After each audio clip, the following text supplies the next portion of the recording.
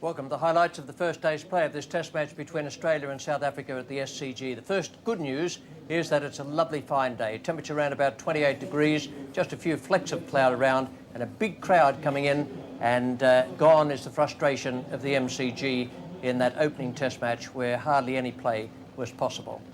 Well, the toss went South Africa's way today, and the pitch looked very, very good, according to Tony Greig. These are the teams nominated by the two captains. For Australia, Paul Rifle has gone to 12th man, and Glenn McGrath has come into the side. Border, Taylor, Slater, Boone, Mark Waugh, Damien Martin, then Healy, Warren, McDermott, May, and the pace bowler, Glenn McGrath. South Africa have resisted the temptation to play Brian McMillan. He failed a fitness test, or perhaps he didn't quite get through it as they wished, and he may well be available for the Adelaide Test match, but not for this one, and that is the same side they nominated for the test down in Melbourne, with Richard Snell as 12th man. So very good conditions here, and we join play now in the second over. McGrath is the bowler. He's coming in to bowl to Kirsten. No runs on the board at the moment. Tony Greig is your commentator, and alongside him is Bill Laurie. There's it. That's exactly what Border wants him to do. That's a good length delivery, and just a little bit of movement in the direction of the slip cordon, and well played. This was almost 4 runs. It was beautifully saved there by Mark Waugh, diving away to his left. So his Border's closed up that gap between the fine gully and the second slip. Oh, there's a big appeal. That's got to be close. That one just straightened down the line. Kirsten's not looking. Well, that was so close, just held up a little bit. Just looked a bit high. We'll have a look on replay. Certainly seem to have him in front. Let's have a look at the height. There it comes. Very, very close.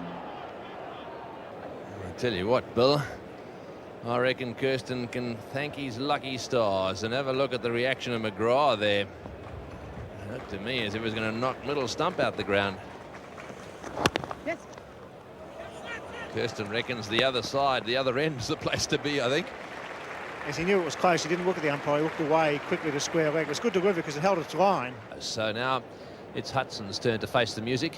He's a right-hander. This will help the South Africans just a little bit if they can keep rotating the strike. Left-hander 1 minute, right-hander the next. Makes the bowler change his line. Or get a big appeal for LBW. Got him! He's out, LBW! McGrath has struck at his first over. This is home ground. That one nipping back a little bit. Hudson, who normally plays back just outside leg stump, across in front of the line. Didn't look too happy, Hudson. It'll be interesting to see whether this one is going to slip down the leg side. Let's have another look. The reaction was, I think he thought he might have hit it. Let's have a look at this one. It pitches. Well, that one was high, wasn't it, compared with the other one? Bill Sheen judges him out, so it's a great breakthrough. Good line bowling by McGrath, and a bad start for South Africa. Hudson out for a duck. It's 1 for 1. Hansie Cronje is the new batsman. He's a very important player in this side. He's out in the centre now as a result of that Hudson LBW. So he's over the wicket, this time to Hansie Cronje. One down the leg side. I think that may have been thigh pad. It was gone for 4 very quickly. And so leg by signalled by the umpire there. Just a little nick on the thigh pad there. Those thigh pads are quite hard, so very often they sound a little clicky. 3 slips in a gully, less likely that those edges will go in that direction if McGrath's moving the ball in towards Cronje. Oh, I tell you what, Bill Laurie was telling me there was no bounce out there. Have a look at this one for a bit of bounce. Yes, Glenn McGrath would be liking to mix his deliveries up. A few off-cutters, get the batsman thinking about that. Then the leg cutter going away. Oh, he's flayed that one over the top. Went flying over the top of gully and down to the fence. No hand on that one. 8 runs off the over, 1 for 38. Shane Warne has been introduced into the attack. Oh, and again, that one a leg spinner, spinning just a little further that time. So what he's doing at the moment is varying the spin. Watch this one turn. That one drifts away a great deal, which indicates that he's put a lot more spin on it. He actually tried to spin it more, and it really has come back. So Shane Warne becoming, well, not exactly downwind. Certainly he's coming from the end that the fast bowlers chose. And right out of character, Gary Kirsten using his feet, deciding to attack the leg spinner. Yes, good shot of foolish delivery, and that's what they must do to Shane Warne, who once again is bowling the perfect length. Kirsten was to that on the full and got 4 valuable runs. It's 1 for 50.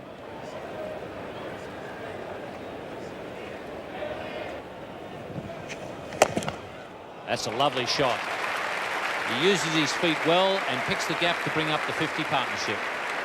A fine player, Andrew Cronje. He's fearless, he's prepared to play his pull shots, his drives, and the use of the feet here is immaculate.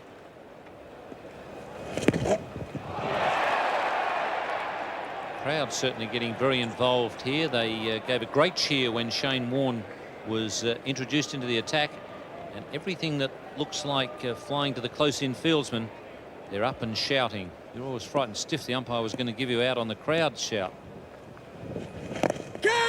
Shouts of catch it there, but sounded like he might have banged his bat up against his boot, I think. Very interesting that Mark Waugh was unmoved there at Simi Point. 30 to Kirsten, 23 to Cronje. 1 for 63. It's been an absorbing battle, particularly the last half an hour, where the batting has got more aggressive. Well, that's unbelievable. Ball can spin that far in the first morning of a test match. It really is turning. I mean, not too many bowlers in the world could do this.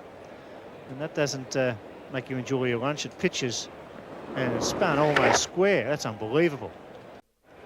Here at the Sydney Cricket Ground, the ladies' stand just coming to view there, the members' stand, the Noble stand and the Bradman stand at the far end. And at that end, Tim May continuing round the wicket to Kirsten. Plays that shot well too.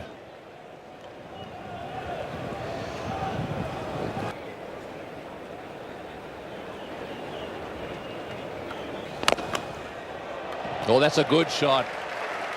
And this is what he's so good at.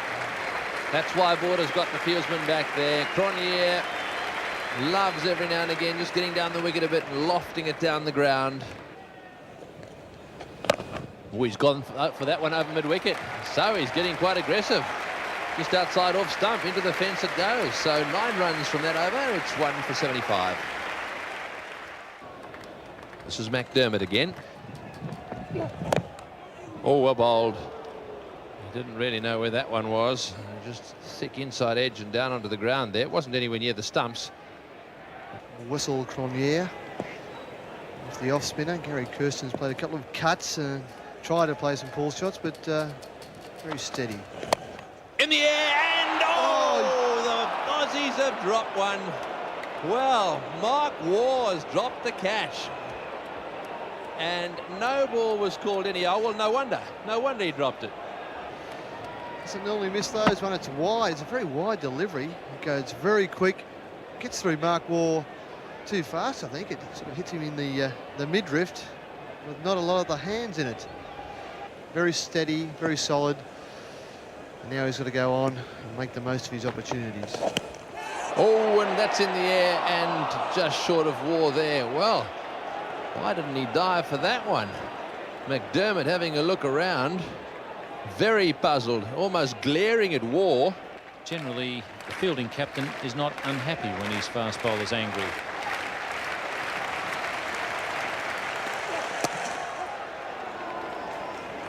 Depends partly on whether or not the fast bowler's angry with him, I suppose.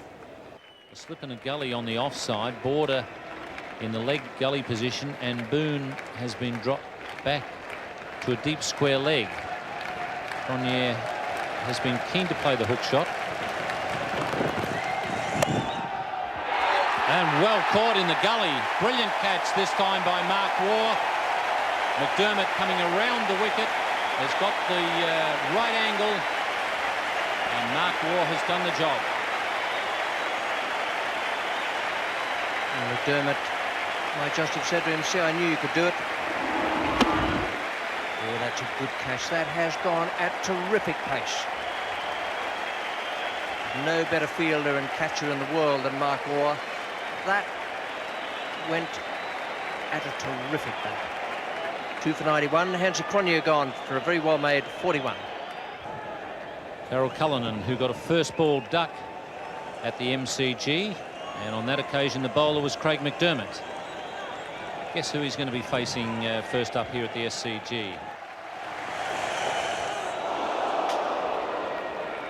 Well, he's not off the mark, because that is going to be signalled by umpire Steve Randall as a bye.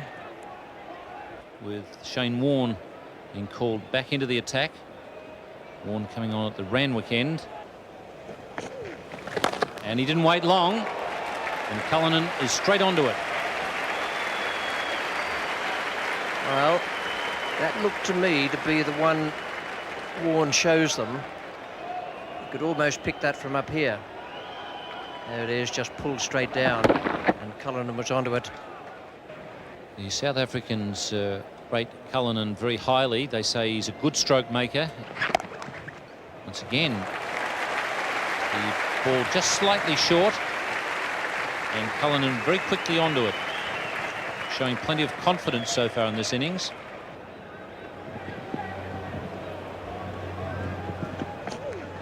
Flipper, and he's got him again with it. So he's pulled 1 for 4, but missed the second one. And I think you can guarantee that Shane Warne has outthought him there. Show him the obvious flipper, let him pull it for 4, and then slip the other one in, and it was through him. It was candy from kids. Beautifully bowled, and nothing like that first flipper. Very well done by Shane Warne, and the Australians have struck again. Cullinan has gone. He's seen 1 flipper so far. He made 9, and it's 3 for 110. As the new batsman, Johnny Rhodes, comes to the crease, who played fairly well in Melbourne, struggled early for some touch at the end, played quite nicely, but at 3 for 110, South Africa just in a bit of a hole here. Shane Warne to Johnny Rhodes, right on line, but he gets a single, just works it past the slip cordon. Warne once again bowling beautifully. He's a joy to watch.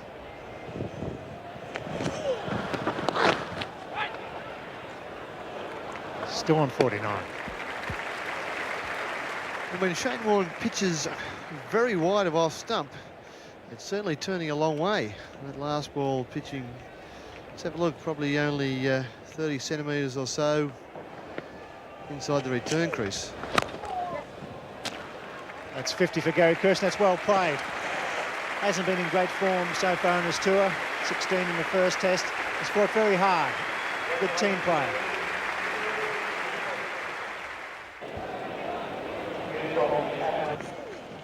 Whipper, close, got him! Yes, beautifully bowled. You can see it out of the fingers. Johnny Rhodes wasn't quick enough to get down. Superb bowling by Shane Warne. The flipper is a lethal weapon here at the Pacific Cricket Ground. Well, strike 2 for the flipper.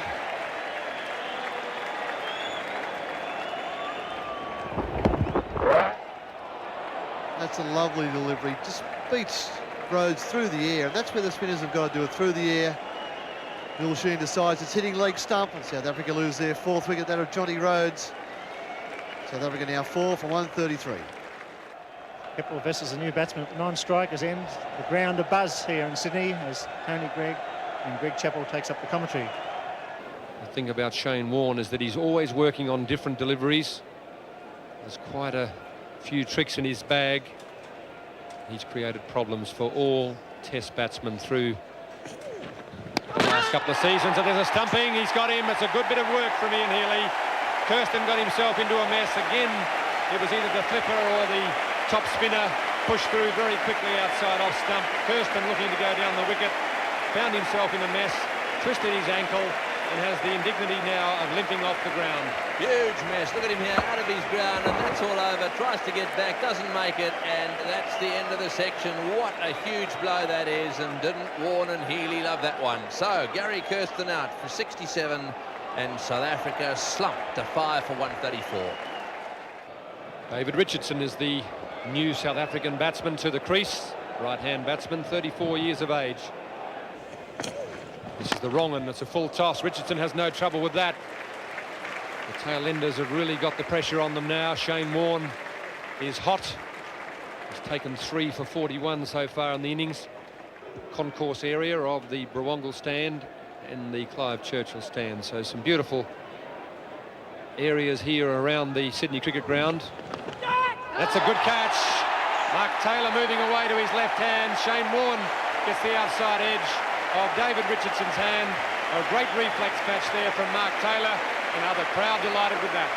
That was an absolute beauty, and have a look at them in the terraces.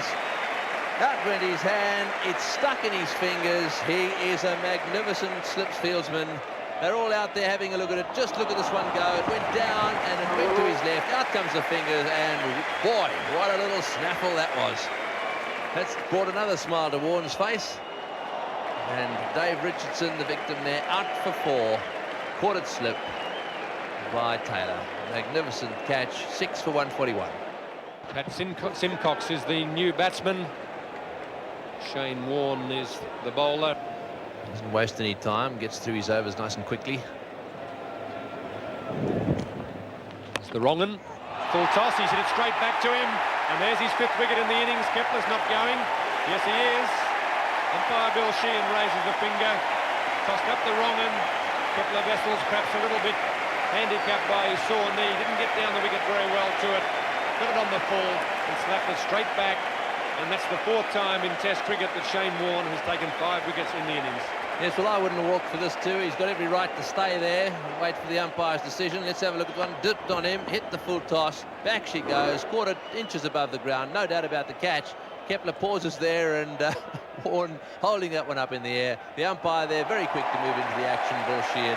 And so Kepler Wessels out for 3, caught and bowled. And South Africa in a huge hole here, 7 for 142. 7 for 142. Craig Matthews, the new batsman, or is it the new victim?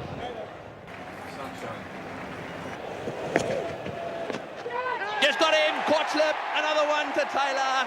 It turned sharply, he was playing it away, would you believe it, to mid-wicket, hit the edge, went flying to Taylor, no trouble at all, snaffled it slip, and the South Africans deeper in trouble. 7 down now for 142. Beautiful piece of bowling. Crane Warne threw that one up further. There was a nice loop there, enticed him forward. It drifts towards leg stump. There's a bit of a puff of dust there as it hits the outside edge. Taylor takes the straightforward catch, and Shane Warne with 6 wickets, really destroying South Africa here. A tremendous individual performance. That's 8 for 142. Petrus Stephanus de Villiers.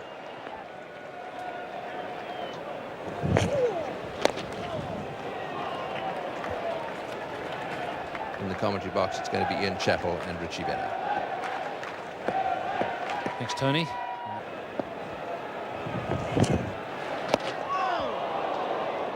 It was a full toss. And shouts from the Australians there as they thought that David Boone might grab that one.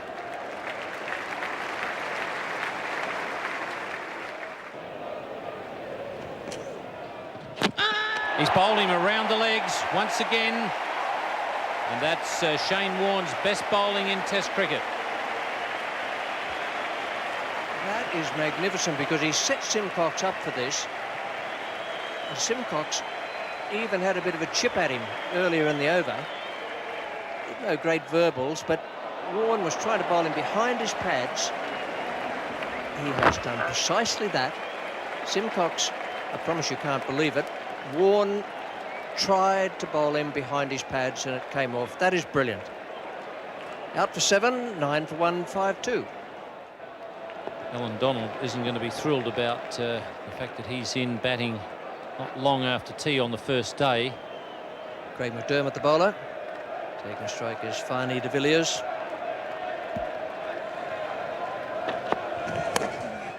And Mark Waugh.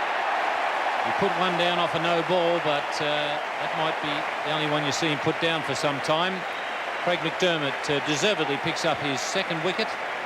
But Shane Warne, the man who's done so much damage, 7 for 56, his best ever, his 2nd best ever effort in Test cricket. And that's how McDermott finished off the innings. So the Australians can be absolutely delighted getting South Africa out for 169 after at one stage they were 1 for 91. And And Shane Warne will get a magnificent hand as he leaves the SCG.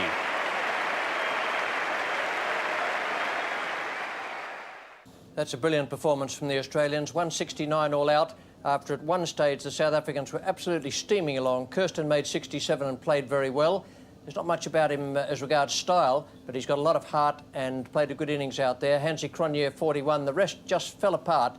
Fanie de Villiers made 18 towards the end, but the damage had been done by then. 169 from 74.1 overs, and the story of all that is told in the Australian bowling figures. Shane Warne 27 overs, 8 maidens, and 7 for 56. McDermott, I thought, bowled very well once again today. Looks as though he's hitting real form now. 2 for 42 from 18.1. McGrath 1 for 32. And Tim May was the 4th bowler used. No wicket for 34. Shane Warne, well, at one stage he had none for 28 from 11.5 overs. Finished up with 7 for 56 from 27. And he took 7 for 28 in all in the space of 92 balls. Well, that was a terrific performance from Alan Border and his men, and we join the Australian reply now in the 4th over. Fanie de Villiers is the bowler. Mark Taylor has taken strike. He's made 3. Your commentators, Greg Chappell and Geoffrey Lawson. 169, the total South Africa managed in their first innings, as Mark Taylor again just turns it away on the leg side. He'll look for 2 and have no trouble getting them. Not exactly ideal conditions for swinging the ball at present. Not too much defence down the ground there for de Villiers when he pitches it up. Taylor really just leaning on that one. Didn't have any trouble in picking up 2 runs. So Australia move along quite comfortably, none for 9. Alan Donald will continue from the member stand end. Big appeal is gone. Well, he's got that one straight enough, all right. Just a thin edge from Mark Taylor. And Donald strikes. It was a very good piece of bowling by Alan Donald. Much better length. There was a couple of occasions in Melbourne where I thought that he was bowling just a bit too short, but on this occasion has Mark Taylor caught between front foot and the back foot. He wasn't quite sure where to go, but he knows where to go now. Alan Donald, very happy man, picks up the first wicket for South Africa. Mark Taylor is out for 7. Australia 1 for 10. The very reliable David Boone batting at 3 for Australia.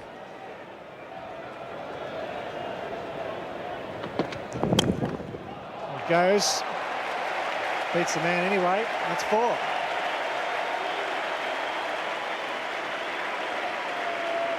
I think we've got a plan here. They're going to try and catch him at 3rd man, but have to be a bit unlucky.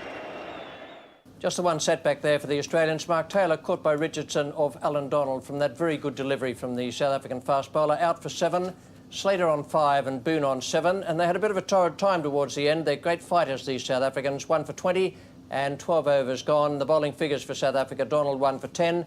De Villiers no wicket for 9. Matthews no wicket for 1 and bowled 3 good overs. And he bowled very well down in Melbourne also. Well, a great day here at the Sydney Cricket Ground. Lovely weather, a super match, and 32,000 people in, absolutely thrilled by the performance of Shane Warne, and I suspect millions of television viewers also. For the moment, from the SCG, it's goodbye.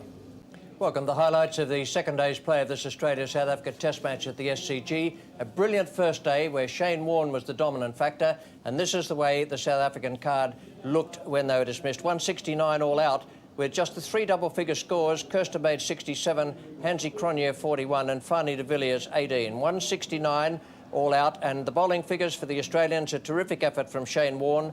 27 overs, 8 maidens, 7 for 56. McDermott took 2 for 42 and McGrath 1 for 32.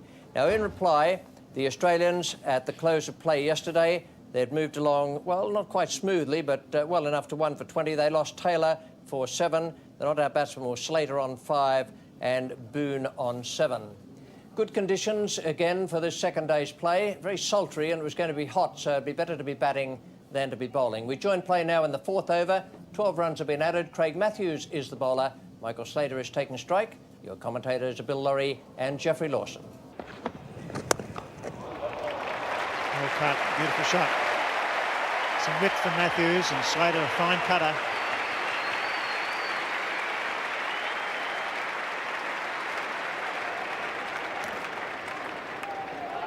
And as they say, you can't set fields to bad bowling.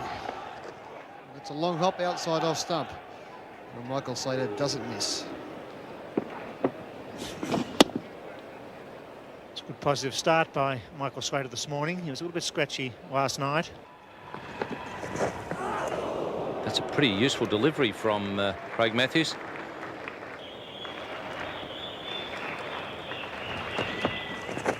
Oh, how did that miss? Dear, oh dear. I'm not sure that was pad or bat. It must have missed the off stump or the stumps by a coat of varnish. Craig Matthews had bowled a bouncing leg cutter earlier on in the over that Michael Slater played and missed at. And that's gone over the top of off by the looks of it. Dave Richardson gets a late look at it because the batsman's in the way. It's over the top of middle and it swings as it goes past the stumps. Simon O'Donnell and Tony Greig takes up the commentary. So we're going to see a bit of South African spin now. Pat Simcox.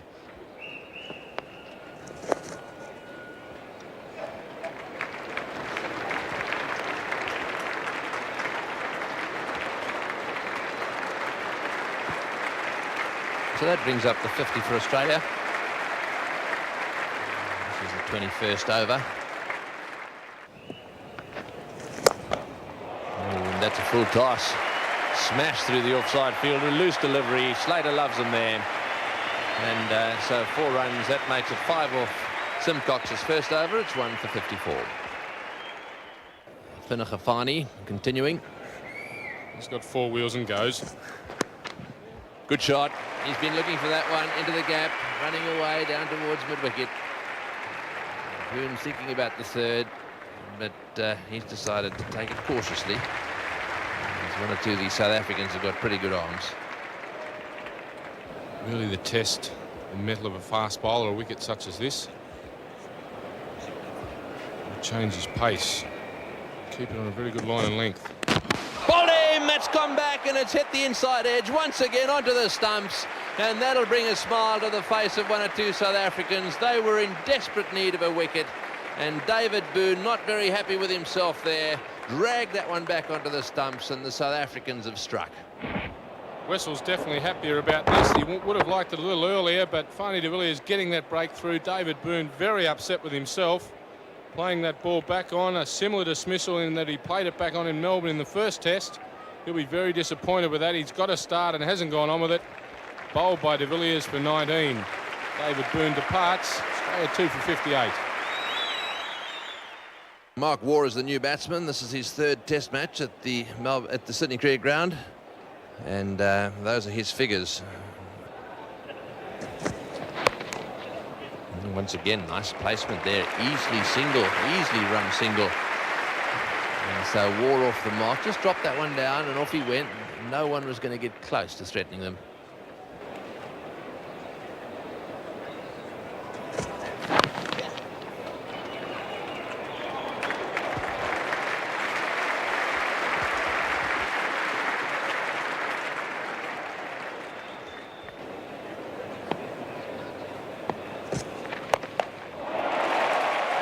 De Villiers has given him another opportunity. Always a moment of elegance when Mark Waugh plays the pull shot or the hook.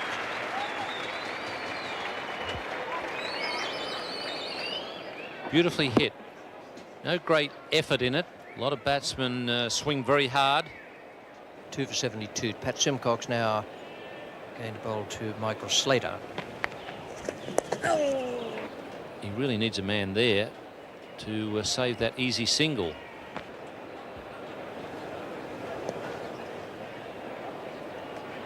Yes, Kepler is the most obvious choice from silly mid-off across to a position of leg slip.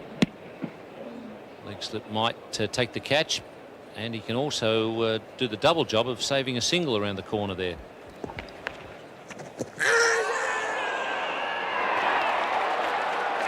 That's spun and spun. Beautifully bowled by Simcox. Turned a long way off the pitch. Mark Waugh has gone. That has beaten the backstroke of Mark Waugh. A lot of turn there, and absolutely no doubt that that would have gone on to hit the stumps. And just clipping Mark Waugh in line with off stump. So a good breakthrough there for Pat Simcox. Australia now 3 for 75. New batsman is Alan Border. He won't be facing at the moment because that was the last ball of the over from Simcox. In the commentary box now, Bill Laurie, and alongside him is Tony Greig. It's a good shot through the offside.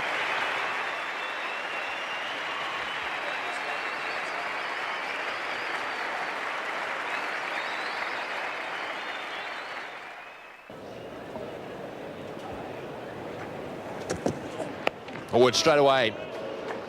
He's gone straight for him, and Border's head has gone back there. That'll make him think about it a little bit. I'd like to see a man in behind square on the leg side. There's not one there. This is the last ball. Oh, and Border's gone for it. So straight away, that short ball has stirred Border up a little bit, and have a look at those mean eyes. 3 for 82. So Matthews taking over from Donald now. Into the gap, good shot, beautifully played, lovely timing. And that'll bring up his 50. It won't quite reach the boundary. But Michael Slater really has used his feet well. He's worked hard for this 50, and he'll be looking now to continuing. This has been a very valuable innings for Australia. That's the second 50 of the match so far. He's worked hard. He's played 1 or 2 glorious shots. He's been covered by Pat Simcox in the last hour, but he's fighting it out.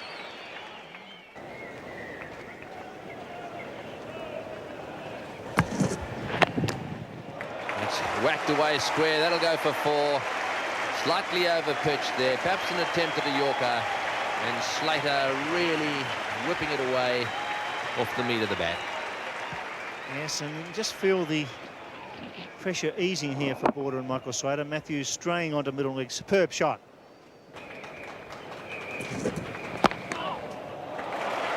Pretty firmly hit, considering there was a lot of pad in the shot. And that brings up the 100 for Australia.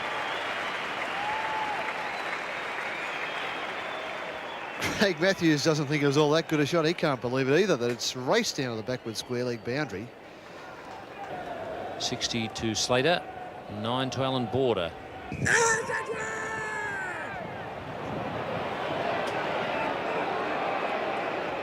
Simcox getting very excited about the fact that Border didn't play a shot.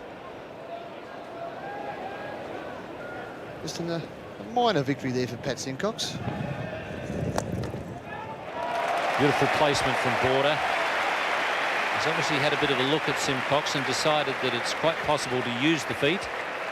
Started that last over.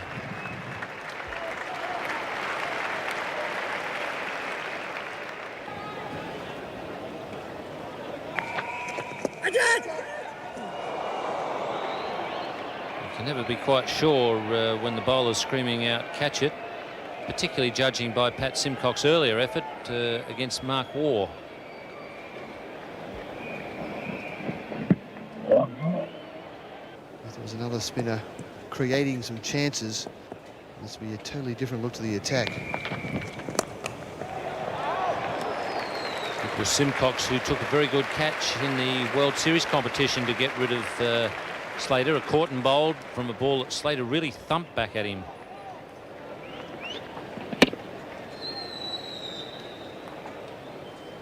Three for 112, and bad news, one feels, for South Africa. Alan Donald leading the field.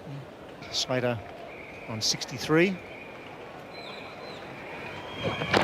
Close, just outside the line. He jumped out of the road there, Slater.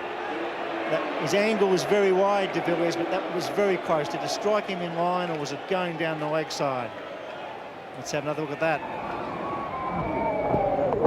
I'd suggest he's battling to get an LBW bowling from, well, within 3 or 4 inches of the edge of the return crease. Oh, and that one goes straight down. Now, I'll put that down as a catch, no doubt, but it's a very difficult one. It went down, I'd say, onto the pads. May have just nicked the gloves. Let's have another look. I'll back you up there, Tony. I think that should be taken. Full lot of glove on it. In the air and just short. Well, for some reason, Border, all of a sudden, after that little drop catch behind, decided to have a flay at that one. And it could so easily have gone to any of the fieldsmen on the offside. Yes, no doubt about the Richardson drop catch there. Big deflection. 3 for 117. Don't think his figures flatter him at this stage. I think they will. He's a man that gives his all, and that's good to see. It's good for Test cricket. Definitely good for South Africa. Oh, and that's a way wide full toss. It's flayed away by Border there, and that's gone bouncing into the boundary there. Border didn't really pick it up, I don't think. It surprised him a little bit, although he got to the bat to it and went flying through gully down to the boundary for 4. Nicely placed by Border, flicking that one away into the gap on the onside for 2. So 6 runs from that over, 3 for 123. That's looking north, and you can see the smoke there. Some fires up there in the North Ku-ring-gai area. Oh, that's well played into the gap on the offside. That's the 50 partnership. It's running down towards the fence. Will it get there? It'll just make it. And so breaking the shackles there, Slater, and getting stuck into that one. Smash it into the gap on the offside. Definitely a hot shot. You could just see a little tone come over the game now. That'll really boost his confidence. He's got that one away down to third man, and he'll be looking for 2. Very aggressive runner, Michael Slater.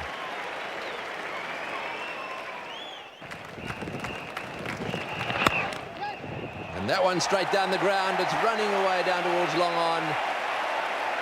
Once again off the meat of the bat. This time not quite getting to the fence.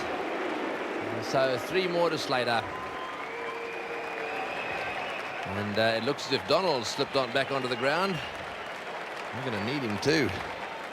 Bill Laurie is going to take over in the commentary box, and with him is Jeff Lawson.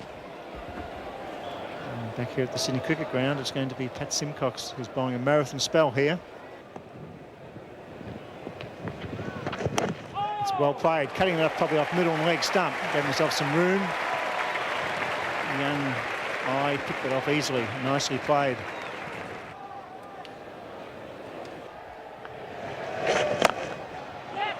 It's beautifully played. Got to go all the way this time. We're very close to it. He wasn't gaining on it. Doesn't make it. So 3 to Border. Beautifully played. Used his feet, got to the pitch of the ball, but that outfield reasonably slow today. Kepler Wessels is going to give Alan Donald a little bit of a run here. Border going after that one. That's a good shot too. Slightly overpitched. Border over the years has played that shot absolutely superbly.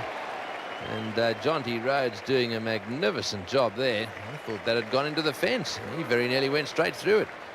He must have got a hand on it. And let's have a look at this. He really does let himself go. And just got it as he hit the fence.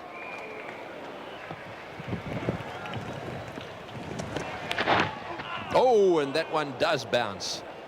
Every now and again we see one that bounces down that end. There are obviously a few little marks down there. We'll try and pick them up in the morning for you with a pitch report. So 3 from that over. It's 3 for 148. So Border's going to have to face the music now. He's on 33. Pat Simcox is going to continue. Up he goes again. He's got an interesting way of appealing. Border trying to sweep that one away. And, he's decided that he needs a bit of help from the dressing room. Now what's happened here is that one bobbed up and hit him in the eye. Yes, it has too. So Border's cut his eye. Going for the sweep shot there. That one's hit Border in the eye and it's opened him up. Look at the blood running down his face there. So Border might have to go and have something done about that. I wonder if he got a top edge on that one.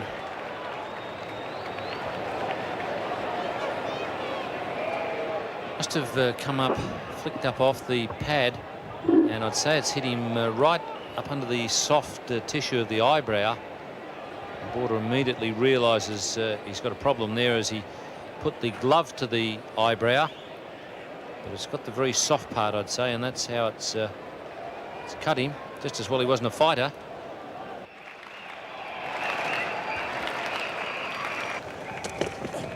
Oh, he's made a good shot at that one. He's pulled it away. He was looking for the bouncer there, and he smashed it down to square leg, and the crowds have come out of their seats.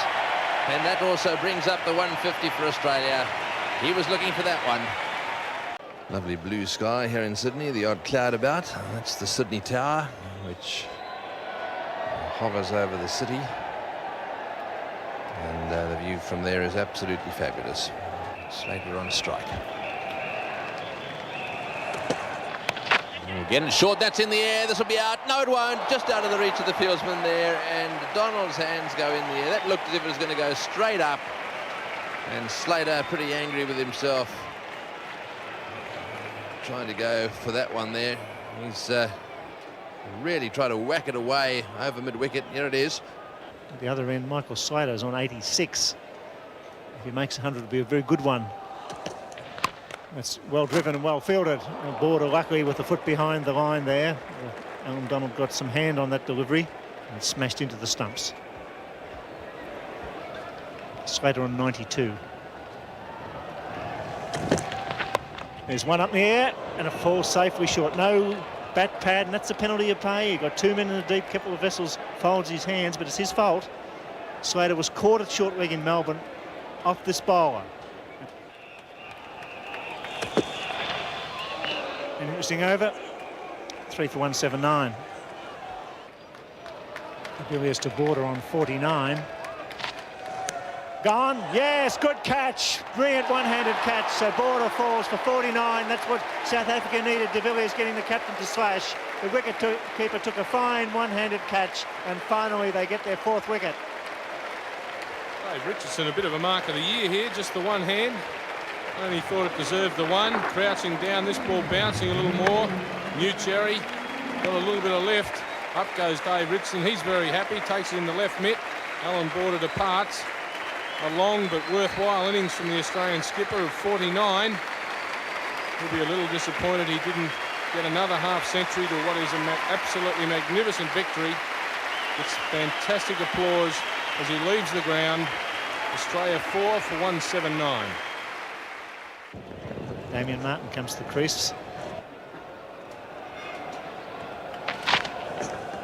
Wicket maiden for De Villiers, 4 for 179.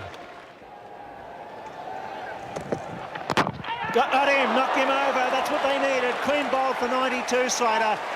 First time he's really pitched it up, Donald, and he went right through maybe an inside edge, and all of a sudden this game just swinging back into an even-Steven situation. Nervous 90s, aren't they? A nasty area. Michael Slater going for a more controlled drive than he did previously. Inside edge onto the pad, through the stumps. And there is one very, very happy man. Alan Donald hasn't bowled with a lot of luck. He's had his bit of luck in this situation.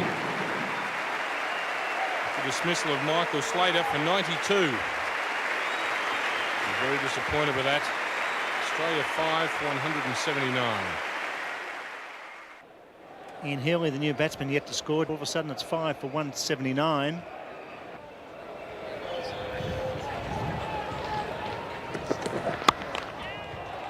Beautifully hit, was in the air, but right off the middle of the bat.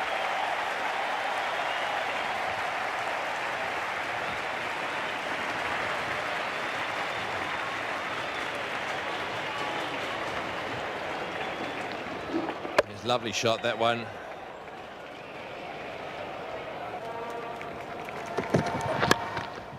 Dropped. Difficult one. Straight off the bat at bat pad. They're not easy, but Gary Kirsten did get a hand on it. Australia 5 for 194, leading by 25. Edged and down, or did it carry? It carried all right. Vessel's got a hand on that one, so this time it wasn't Daryl Kalinen's fault. That ball has split the webbing between his little finger. There it is there, and you can't mess around with those. You've got to go and get them fixed up right away.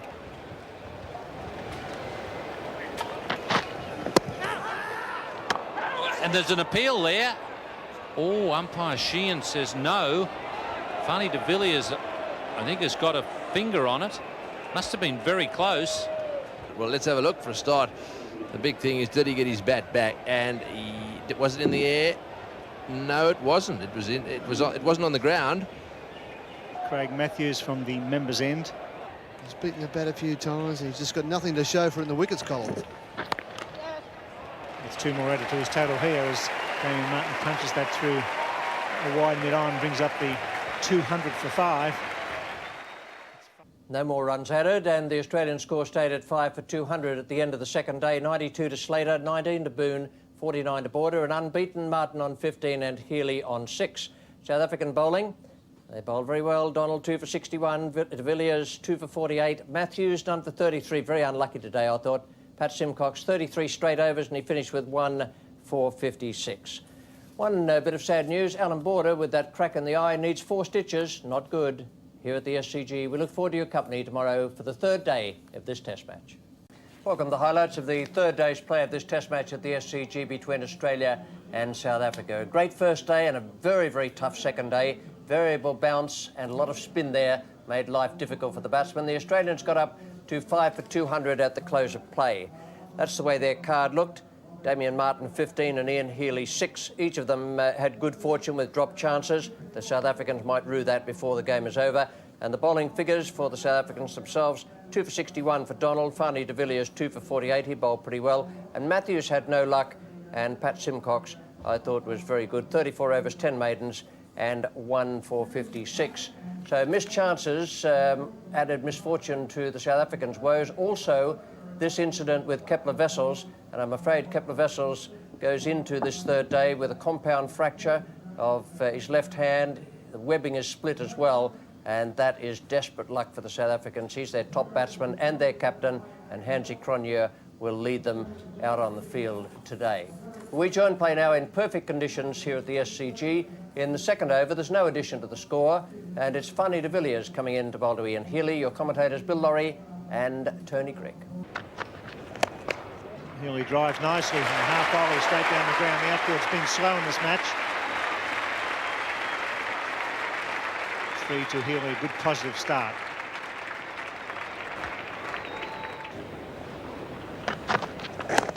It's a good shot.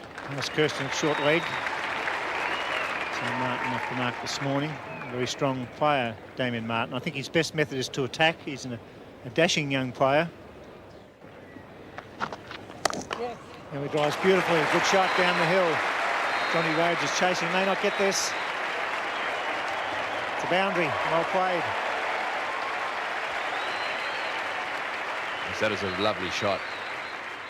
8 runs off the over. It's 5 for 208. It's Donald from the members' end to Damien Martyn on 16. Is that another chance? He's put 2 down there. That was very difficult. I think Donald's saying good save. But I think that was much like the one late yesterday where Gary Kirsten got his hands to it and it didn't stick. De Villiers from the Randwick end.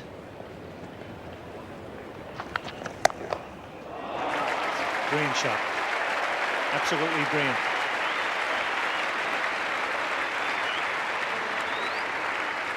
Yes, he doesn't mind having a go outside off stump, and when he hits them, they certainly stay hit. That was in the air, flies away to the boundary.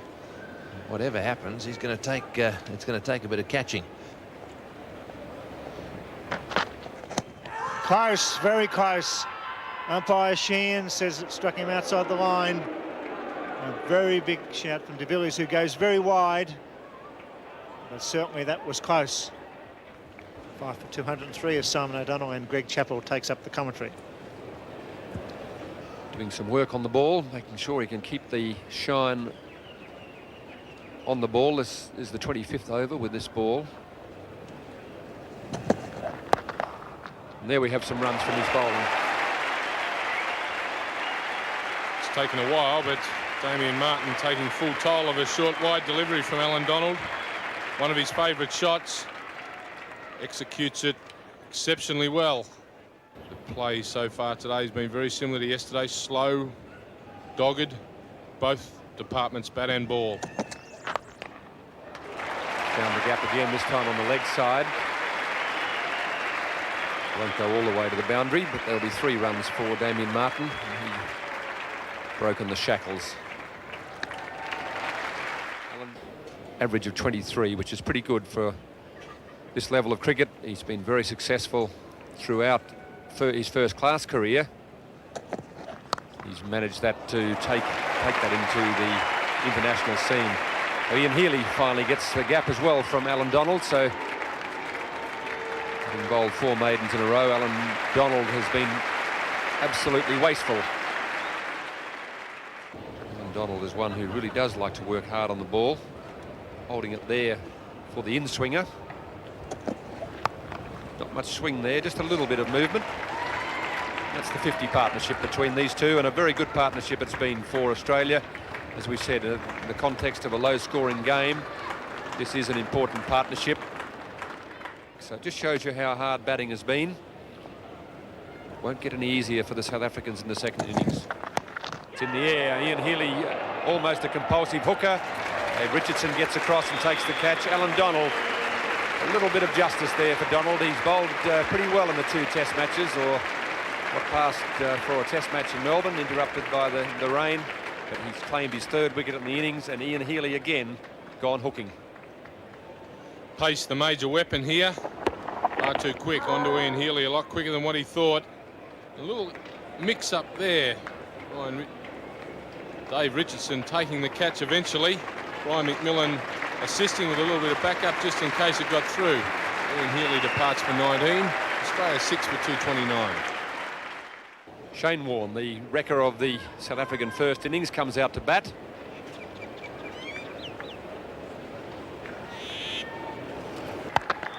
His runs there for Damien Martin. He's picked the gap and no one will be able to cut it off. Alan Donald obviously thinking about his feet is causing him some concern. It's very interesting to watch Alan Donald because his back foot comes down a very awkward way as well. Another tight session here at the SCG. It was a real battle for runs yesterday. Australia edging up towards a 100 lead. That's pretty well hit. Shane Warne doing everything he can to get that sweep shot away, and he's hit it right off the middle. 6 for 246.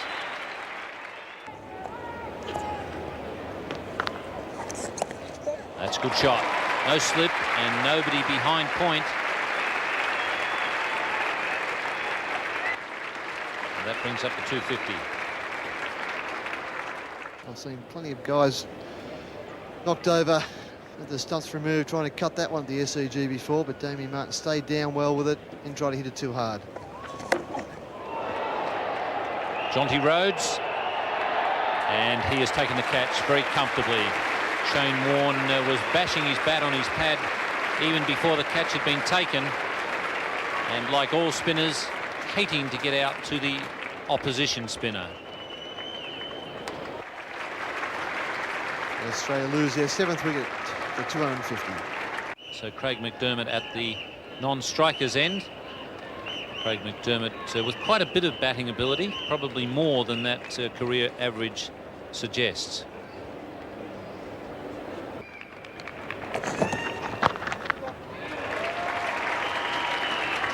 Because Shane Warne has an inquiring mind, when he sits down and cools down, he might ask himself what he would think if someone had played a shot like that against him.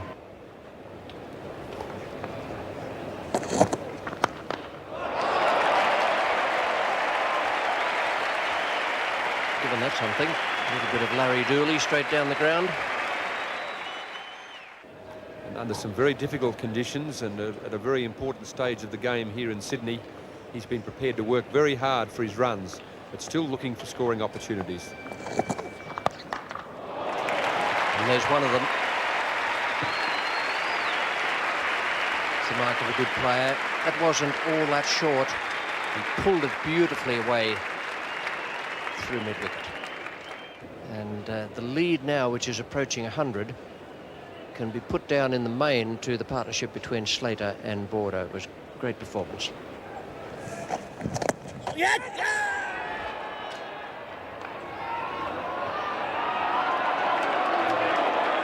Well, Pat Simcox is not impressed.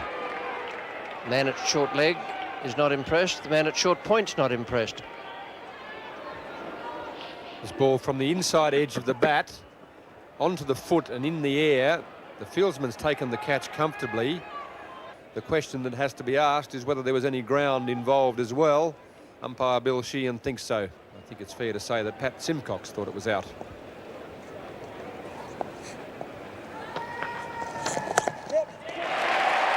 .50 for Damien Martin. Nice hand too. And an excellent ovation from the small crowd here at the SCG. Good innings from Damien Martin. Craig Matthews is off now at the members' end here at the SCG. Fani de Villiers is the bowler.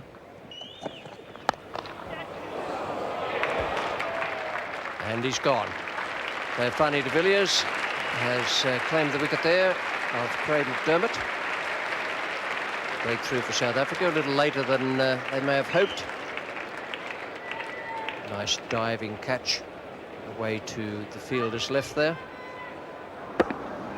Craig McDermott just finding out how difficult it is to drive on this wicket. Hansi Cronje diving away to his left takes a comfortable catch. Craig McDermott now finally on his way, much to the delight of the South African fielders. So McDermott out for 6, Australia 8 for 266.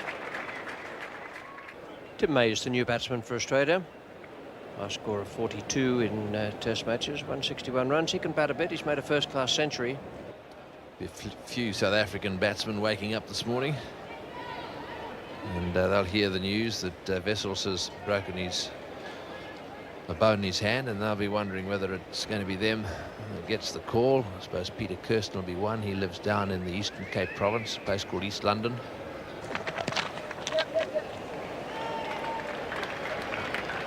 Just a little short, that one, and leg by signalled by umpire Randall. Man not noted for his batting, well suited to number 11, I would have thought. He's had a go at that one, and it's gone way over the top of the mid-off's head. He won't get anywhere near it. Bounced almost 2/3 to the boundary. So Martin deciding he'd had enough of this blocking, and he was going to give de Villiers a bit of stick, and he decided that the way to go was over the top of mid-off, and this is how he did it. That's the old style, and a lot of real cricket lovers sit up in the stands and do it ball by ball.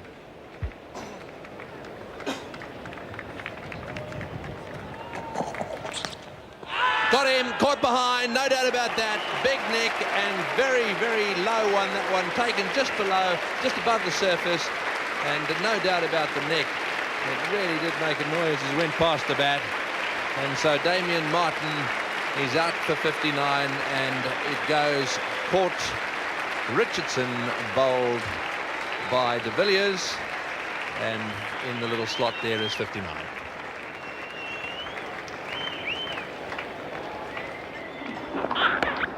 Just a little bit of movement off the seam by Fani de Villiers, and he's pretty happy about it. As the odd ball has moved somewhat, Damien Martin appears suspiciously at the pitch, but that's the end of a very fine innings from Damien Martin. You can be very pleased with that 59. Australia now 9 for 281. He's only made 23 runs in 13 first-class matches, and that's the highest score of 8 from what I can gather. And he was dismissed first ball when he played in his test match debut, so he can only go forward. Young McGrath with a bat.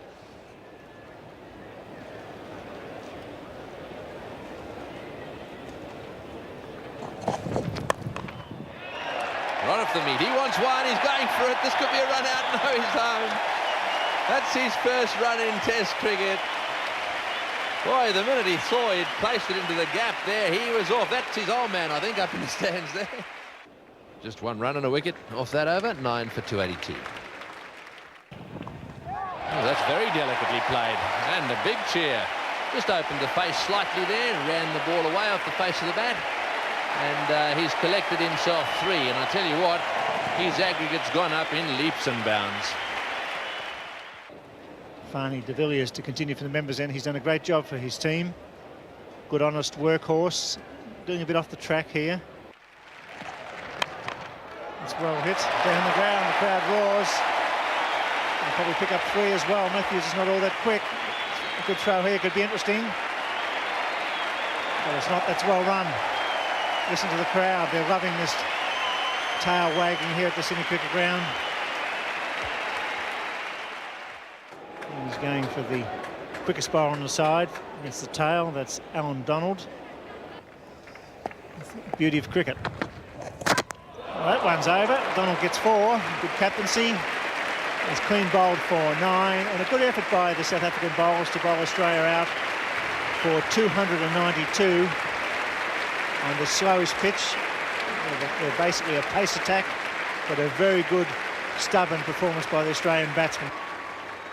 5 for 92, the Australians lost today. It was a good performance from the South Africans, and the Australian card 292 with a top score, Michael Slater 92. A good innings today from Damien Martyn 59 and Ian Healy 19, Shane Warne 11, but the South Africans did well, 141.2 overs for that 292. Donald 4 for 83 and de Villiers 4 for 80. The off-spinner Pat Simcox 46 overs, 11 maidens and 2 for 82. We join the South African reply now in the third over. It's none for 2. McDermott is the bowler. Hudson is taking strike. And with me in the commentary box is Ian Chappell. Well, that's a beautiful delivery. Much better line from McDermott.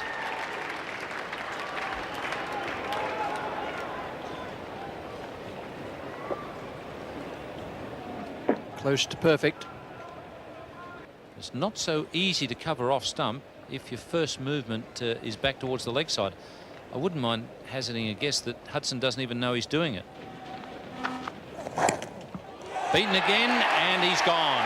The edge from a perfect delivery from Craig McDermott, and once again Hudson not covering off stump.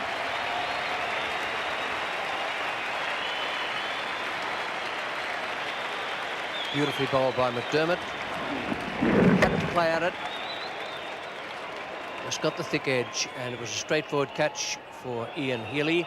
That's very well bowled by Craig McDermott, and the South Africans are going to be very, very unhappy about that. 1 for 2. Hansi Cronje has come in at number 3, as he did in the first innings. Kepler Wessel's a very courageous man, and always one to lead from the front wherever possible. And he's got the pads on, so we assume that he's going to come in next. Oh.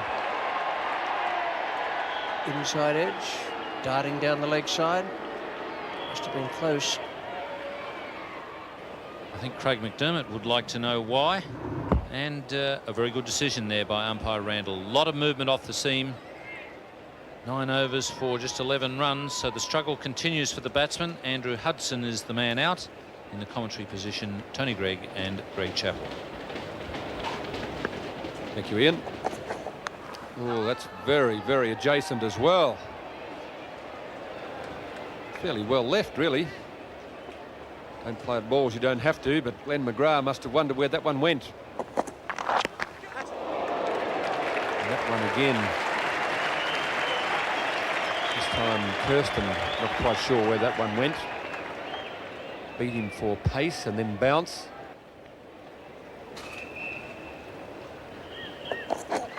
Down the leg side. Most players at this level can handle those deliveries pretty well. Won't go all the way. The outfield fairly slow here, but Gary Kirsten's not slow, and he'll run 4. Good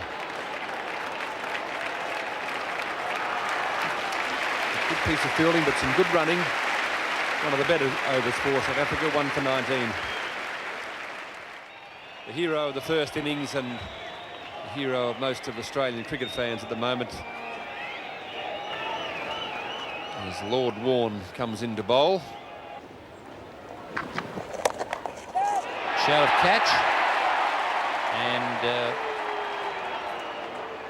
Fieldsman is claiming it, but well, I'm not sure he was claiming it. Not sure that McDermott's quite sure what happened. And the ball landing in front of Craig McDermott there.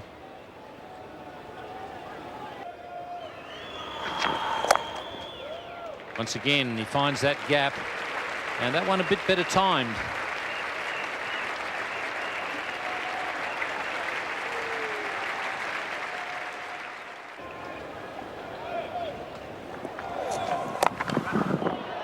And quite well hit by Hansi Cronje. Did appear as though he'd made up his mind to charge that one before Shane Warne delivered it. Happened a couple of times in Melbourne where Cronje came down the wicket before Tim May and Shane Warne had delivered the ball. And here was a little bit of, yes, I have made my mind up. I'm going to come down and belt you. And he did. You tail enders might belt you, but the top order players, mate, they're just lofted strokes, I'd have you know. And the news from South African point of view is not good. Captain of Wessels is going home at the end of this week. And he's prepared to sweep, and there's 2 men out, and he finds a gap. Brilliant stuff. Controlled sweep shot, hitting it from outside off stump, forward of square leg.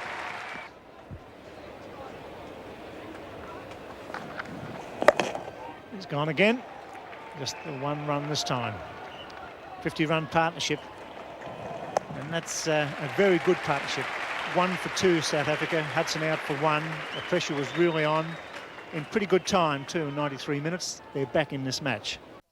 17,000 fans enjoying this battle. It's a good fight by South Africa, 1 for 56. Tim May to Gary Kirsten. Good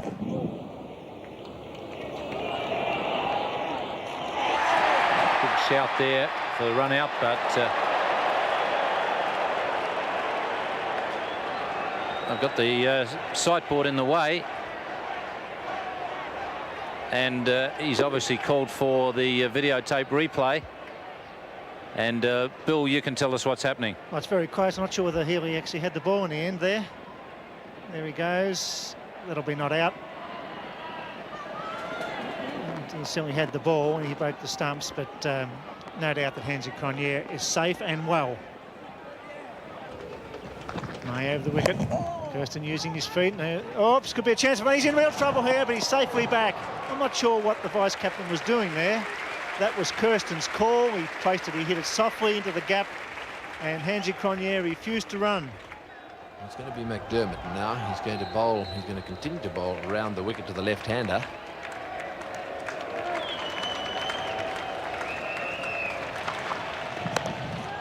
Oh, and just in the air for a little while there. Boone just a little deep.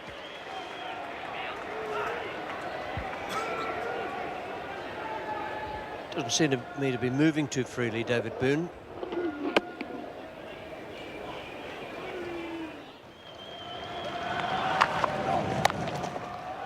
And again, that's a good shot through the offside field. He's played that once or twice. It'll probably run towards the boundary for 4.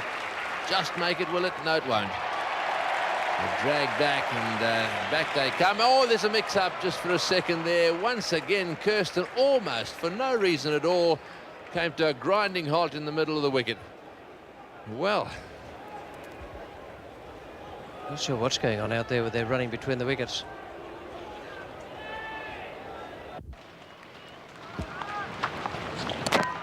oh, and that's... oh, yes, it's bowled him. He's nicked it, and it's gone onto the off stump, and that's the end of Kirsten. Well, the angle eventually worked for McDermott. He's obviously been working away at a theory there. He's come back off the inside edge, and it's hit the top of the off stump. And so McDermott has struck. The partnership is broken. Looked like a wonderful change of pace there from Craig McDermott. Had the batsman playing too soon. And he said farewell as he comes through. That very good bowling. Nice spell of bowling from McDermott. He bowled well early on as well. 41 for him. Gary Kirsten, and South Africa now 2 for 75. The breach has been made. Well, there's a surprise for you. Kepler Wessels. I told him he was going to come out, and he's out there now. And he's going to battle away despite the fact that he's got a compound fracture of his hand. Talented batsman, this young man. He's only 24.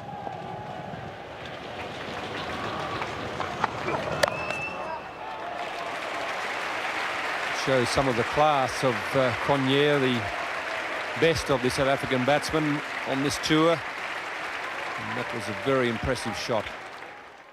Interesting that the fast bowlers have probably had to change their thinking a little bit with Shane Warne and Tim May in the side. Not as much bowling around as there used to be.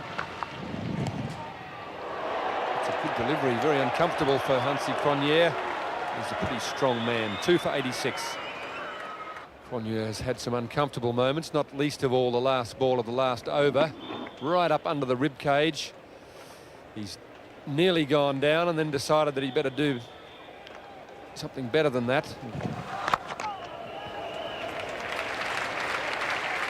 Well timed by Kepler Wessels. He's really handicapped there with the broken hand, but manages to get the ball almost all the way to the boundary. And 6 o'clock has been and gone. This will definitely be the last over of the day. Should be the last ball of the day. And there it is. Cronje will be happy to take the single and have first ball to face tomorrow morning. So South Africa have had a pretty reasonable day here at the Sydney Cricket Ground. 2 for 94. South Africa still 29 behind Australia, 8 wickets in hand there, with Hansie Cronje 37 and Kepler Wessels 7. A brave effort from Wessels, the South African captain. 41 to Gary Kirsten, and the bowling figures for the Australians. McDermott bowled quite brilliantly out there, 13 overs, 5 maidens and 2 for 23. So 23 behind the South Africans. Another good day in prospect tomorrow. For the moment, from the SCG, it's good. Welcome to the highlights of the 4th day's play of this test match between Australia and South Africa at the SCG. A day of great anticipation for the people who are at the ground and watching on television. Lots of things in store. This is the scorecard.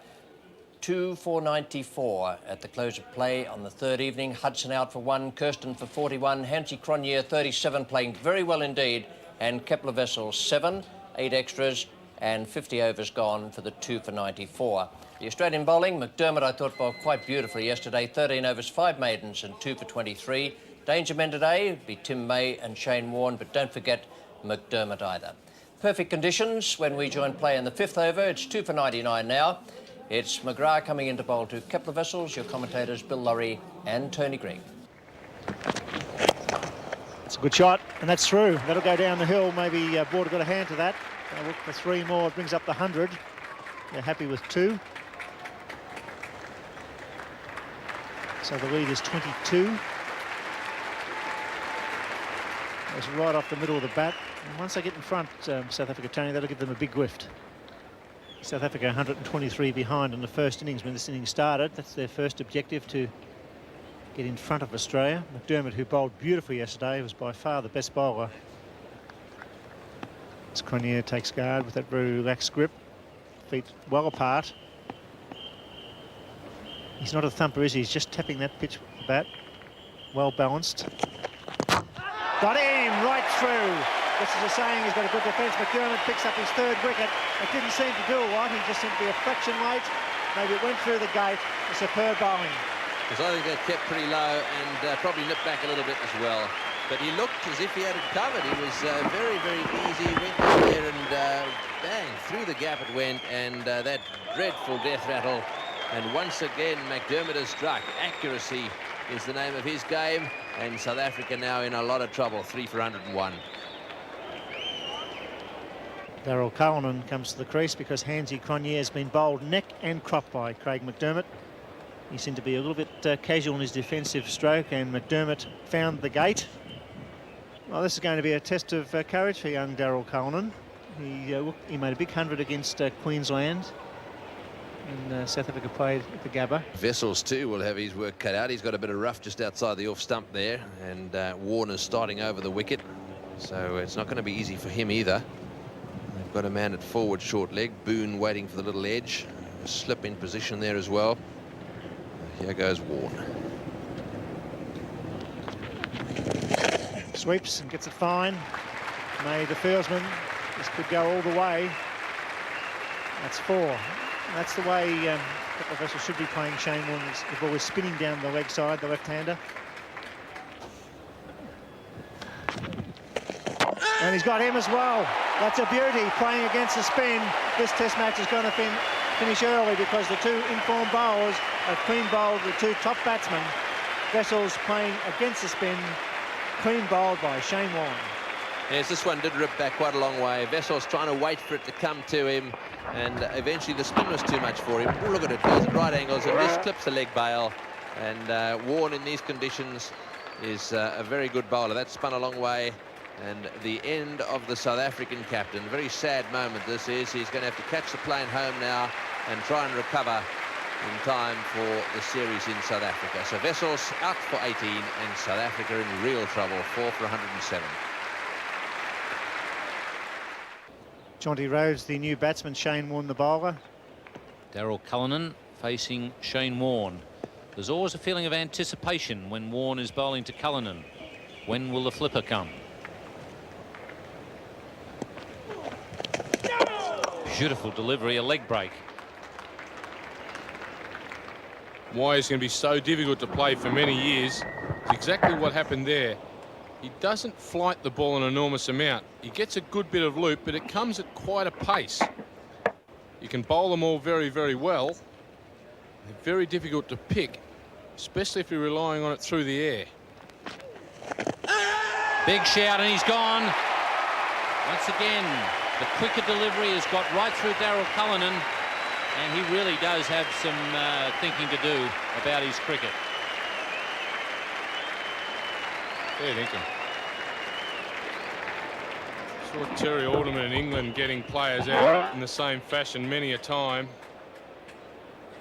I suppose you've got to find it a little bit hard to string some words together. You've got to feel for Daryl Cullinan. He can't handle that flipper of Shane Warne's in any shape or form.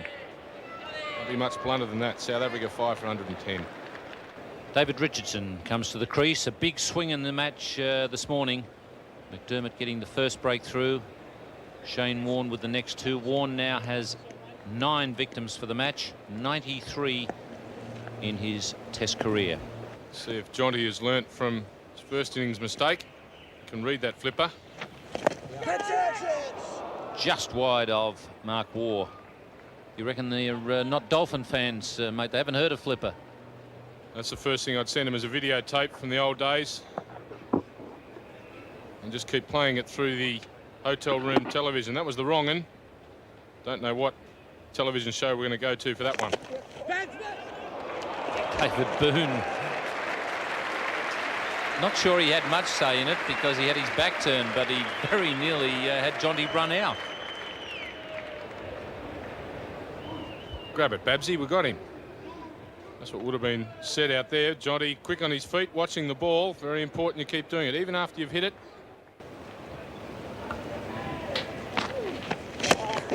It's an obvious wrong one, and it's dealt with the way all full tosses should be. Just smashed away to the mid-off boundary. That was very obvious. A disastrous day so far for the South Africans.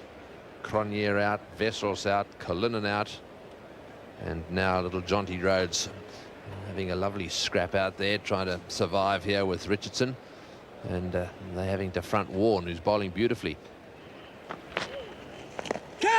Oh, and up she goes. Is this out? A shake of the head there. Warne looks around, and he's amazed by the decision of umpire Randall there. It's a difficult one. Those bat pads, very, very hard. Warne snatches away at the ball there. I'm not too sure that's going to do him much good. See if we can pick up a bit of nick. Definitely two noises there, but the one was the ball hitting the middle of the pad. The other noise would have been the bat hitting the inside of the pad. So he's got a bat on that one too. It's gone way down to fine leg, so they'll get at least 2 here. Will Richardson come back? I don't think so. So that brings up the 150 for South Africa. Well, Alan Border has decided to have a little go himself just before the lunch break and see if he can change the angle a bit and perhaps get one to turn away from the right-hander. He's a left-arm orthodox spinner. Pitch it round about off stump.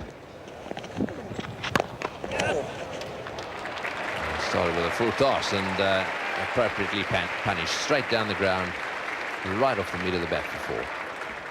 A very warm day in Sydney as we look across there at Sydney Tower at Centre Point. Lovely gold colour shimmering in the sunlight.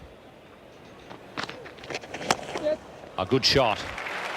Very quick on his feet, Jonty. And you get the feeling that he's starting to get a little bit more confident.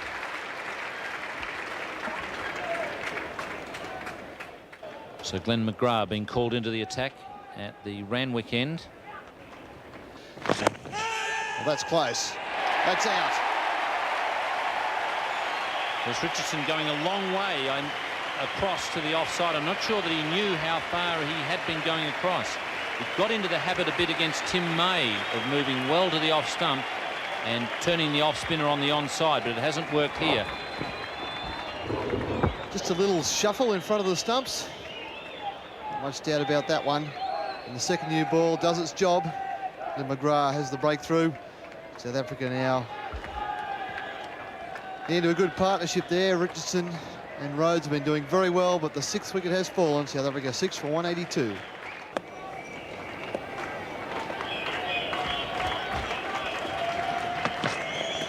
Pat Simcox has just arrived at the crease. Welcome to the crease, Mr. Simcox.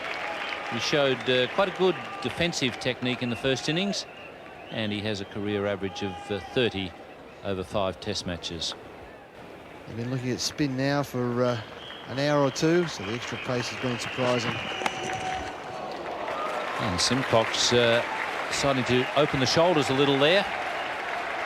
Maybe we're going to see a slightly more aggressive Pat Simcox in this innings. It's 6 for 185. 40 to Rhodes, 4 to Simcox. Craig McDermott's now beaten him outside the off stump a couple of times. He's got 2 choices. Keep at that plan, try to bowl that ball on the stumps, or maybe even go for leg stump with Simcox so far across. This time is very well bowled, and that's gone. Super piece of bowling from Craig McDermott. Once again, that perfect line around off stump with a little bit of movement away from the right-hander. And that now takes McDermott along to 217 Test wickets, 1 ahead of Clary Grimmett. That is just an excellent piece of top-class fast bowling. They set him up. Taylor had the word at the start of the over. McDermott pitched it fuller. The new ball's done its job. It's moved away in the air. 2 wickets now with the second new ball. South Africa 7 for 188. Craig Matthews comes in to face the last ball from Craig McDermott. In the commentary position now, Bill Laurie and Richie Benaud. Thank you, Ian Chappell. A wonderful over from McDermott. Matthews on strike. Beaten neck and crop. Superb over. That's the over bowled. He really did make a mess of Pat Simcox in it over. 7 for 188. Shane Warne on the front page of January's Inside Edge edition. He really is the man on everybody's lips worldwide in cricket, not just here in Australia, South Africa, New Zealand, but also England, the subcontinent. We're seeing a fine young leg spinner. He's got him, what a ripper. Mark Waugh close at silly point. That ball flew off the bat. Mark Waugh with lightning reflexes takes a gem, and Warne picks up his 10th wicket in this Test match. A wonderful performance, a brilliant fielding exhibition. There are some catches that are taken are brilliant because the batsman positions himself. Other times they're just reflex. That was straight out reflex. A wonderful catch. He's one of the great fielders we've had over the years in Australian cricket. It's 8 for 197. Fani de Villiers comes to the centre of the Sydney Cricket Ground as Shane Warne picks up 10 wickets in a Test match for the first time with a beautiful leg break. Aggressive, accurate approach. Ian Chappell said before, he's so accurate. He drops it on the cent piece all the time, yet the ball is spinning like a top. Rhodes on 47. Goes for it. This will be 50. Well played, Johnny Rhodes. He'll get a generous round of applause here if he takes the 3. He might decide to stay there. No, they come back, and that's well played. And look at the Australians all clapping. They know a fine hand when they see one. It was a very good innings. Gutsy. A lot of stroke play and good footwork. 8 for 203. Rhodes 50, de Villiers 2. It's going to be Shane Warne to continue to Fani de Villiers. That's very, yes. I would say that's probably going to hit middle stump. Well, he's forward. Let's have a look at that. It's a very difficult to tell. We're looking from behind here. He was given adjudged LBW, I think. Have a look at that. Warne picks up his 4th wicket, his 11th for the match. There it is, it's a flipper. Well, there's not much doubt about that. It was low and plumb in front. An easy decision, that one. And that's the end of Fani de Villiers. It's 9 for 203. This is the LBW. Just watch this ball straighten down the line. Sure, he comes forward, a little bit of drift in, and then clonk on the pad, hit him right down there just above his laces and would probably have hit middle stump. Up goes the finger, the dreaded finger there. The batsman paused for a while, I think more out of frustration and disappointment than anything else. There's no way in the world he could have been upset about that decision. And straight away Alan Donald comes in, and now he's got to worry about Warne. So he's going to have a little wander down the pitch, see if he can get rid of some of those little pebbles that are hanging around there. So one ball to go now in this over. It's a big man, Donald. It's a googly, and well, did he read it? Doesn't matter. He's got a bit of bat to it, and that's the end of Warne's over. So another wicket to him. This certainly is a tremendous performance once again by Shane Warne. This is McDermott. Short and well played. That's a magnificent shot. Short and take that. It's over the fence as well. Well, that's a long boundary, and Jonty Rhodes is not going to be messed around with. That short ball disappearing over the fence at square leg. Johnny's not going to muck around here. I don't think he has a lot of confidence in the ability of his partner at the other end. Anything offline, I think we may see him trying to be particularly harsh on it. The Australians really have bowled well here, and this man has bowled as well as anyone. And there he goes again, and that one he was to a little bit quicker, right off the meat of the bat again. That'll be 4-2. Well, take that, I think was the word as he went past McDermott. That's another very, very good shot, this time in front of square, through mid-wicket in fact. Let's have another look at it. We've never seen this aggression from Jonty Rhodes before. Two very good pull shots in this over. That one not quite as elegant as his last, but still very effective. Plenty of bat on it. Over mid-wicket in front of square, which shows he's picking him up nice and early.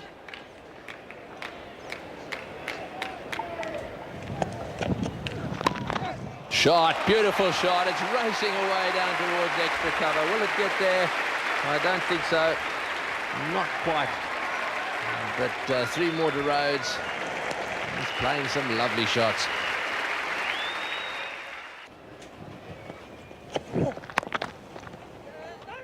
Oh, this could be close if he hits. Jonty Rhodes is quick though.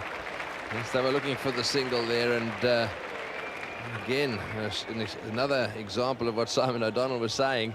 Just a little mix-up in the calling. Always got to be very sure. Alan Donald's setting off. Let's have a stare at each other. No, go back, please. And a dive from Jonty Rhodes.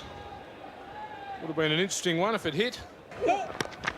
Good shot. No ball called. Straight down the ground. Tim Mays after it. Donald will come back for the third. 3 more to the total. Every run vital. 3 runs there after no ball. 7 runs of that over. 9 for 221.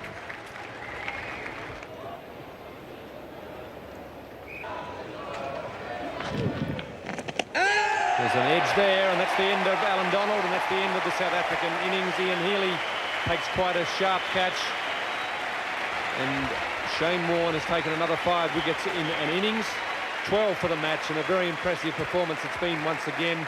But I think the honours for the day really go with Jonty Rhodes. It's been a good performance when you consider how few batsmen have handled Shane Warne well in the last 12 months.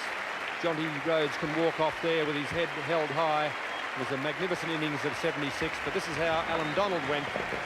Just an outside edge, well taken by Ian Healy. Confident appeal by the Australians, and Shane Warne has done it again.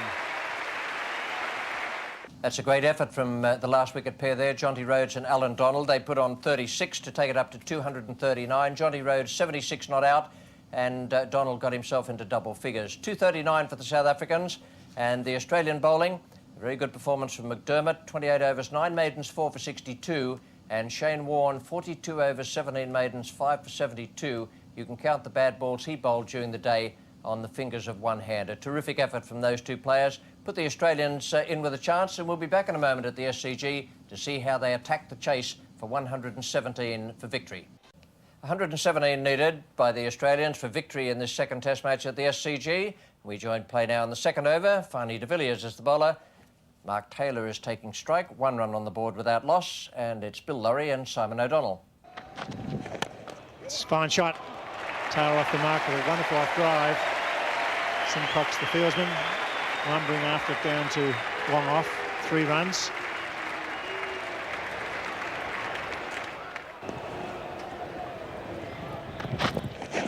Got him, beauty, knocked him over, good delivery, Slater bowled, all of a sudden is the door open for South Africa, right through the gates. Deceived him with the line here. Michael Slater trying to push this ball towards mid-wicket, mid-on. Just straightened a little bit for de Villiers and clipping that off stump. You can see him here trying to push it towards mid-on, mid-wicket. Swung late, a lovely delivery, one that really does give South Africa hope. Michael Slater's on his way. Just the 1 run next to him. He'll be very disappointed about that. Few nerves in the Australian dressing room. 1 for 4. David Boone, a test average of 46, but he averages 86 on the Sydney Cricket Ground. An ideal player for this type of situation, but that was a beautiful delivery from Fani de Villiers. Donald. That goes over the top. Well, they had 2 men there, and Boone beat both of them to go for 4. Well, it was... I think it was intentional, but it wasn't with a lot of conviction, that one. He didn't really go after it. He sort of angled the bat and it flew over the man at point and deep gully. So we have a look at de Villiers through the stump cam. It's amazing what you can do with your chewing gum when you run out of flavour. No bedpost around. It's a great opportunity here for Alan Donald to show himself to be a top-class fast bowler. This is when his team and his country need him. Oh, he's dropped it. That has gone straight back to him and he put it down. Now that's the length he's got to bowl. Boone got a little bit foxed by that one. Perhaps it did stop a little bit and it went straight back to Donald, who didn't look as if he picked it up for a second. You watch the movement of his hands here. David Boone thinks he's out. He's off. Oh, no, I'm still there. Alan Donald can't believe it. I think it might have beaten him for pace there, lack of it. Well, it's a maiden over, 1 for 20. Pat Simcox.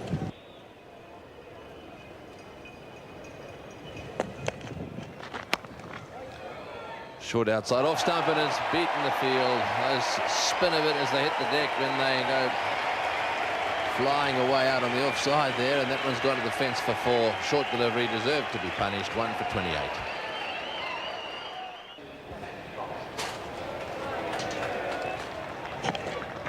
Villiers cracked through the covers. That's a fine shot. That's Mark Taylor at his best. Rhodes may get it. He'll pick up 3. Still 9 overs to be bowled tonight. And the Australians will be looking to get very close to that 117 needed for victory. Taylor getting into the act now. Timing the ball beautifully. I'll pick up 3 here.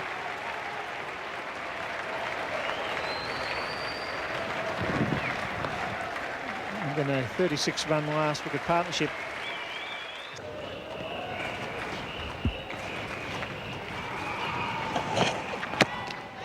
Got him! What a brilliant catch! That is a superb catch.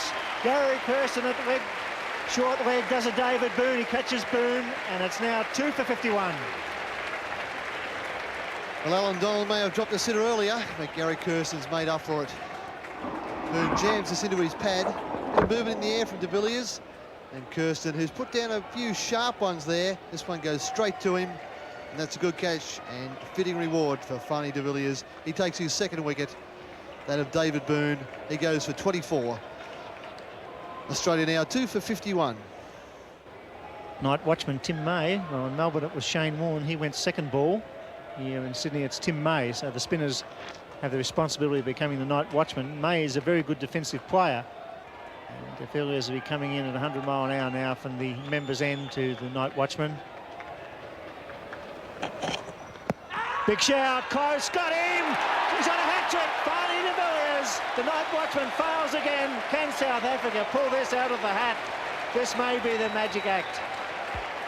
Well, this is a carbon copy of Melbourne. Only that occasion it was Shane Warne set out when Mark Waugh stayed in. Well, he's on a hat-trick. The first wicket was a very good catch by short leg Gary Kirsten. Boone quipped it there, sharp and straight into the mid-drift. Boone was out for 24. Night watchman Tim May from Prince Alfred College in South Australia shuffles across in front, and he's judged plum LB. He's out first ball, and de Villiers is on a hat-trick. Tim May shuffling forward below the knee, and that's out. Same as Shane Warne, and he was facing the new ball. Both LBW for no score. Only one ball taken up by that night watchman, and Mark Waugh has to come out and bat anyway. So if they get another one now, with about 4 overs to go tonight, and that 117 seems a long way away. 3 for 51. Barney de Villiers. It's got to be a good length at the stumps. He's off the mark. It may be a 3. Mark Waugh just straying on leg stump. They'll pick up 3, but a wonderful over by Barney de Villiers. It's now 3 for 54.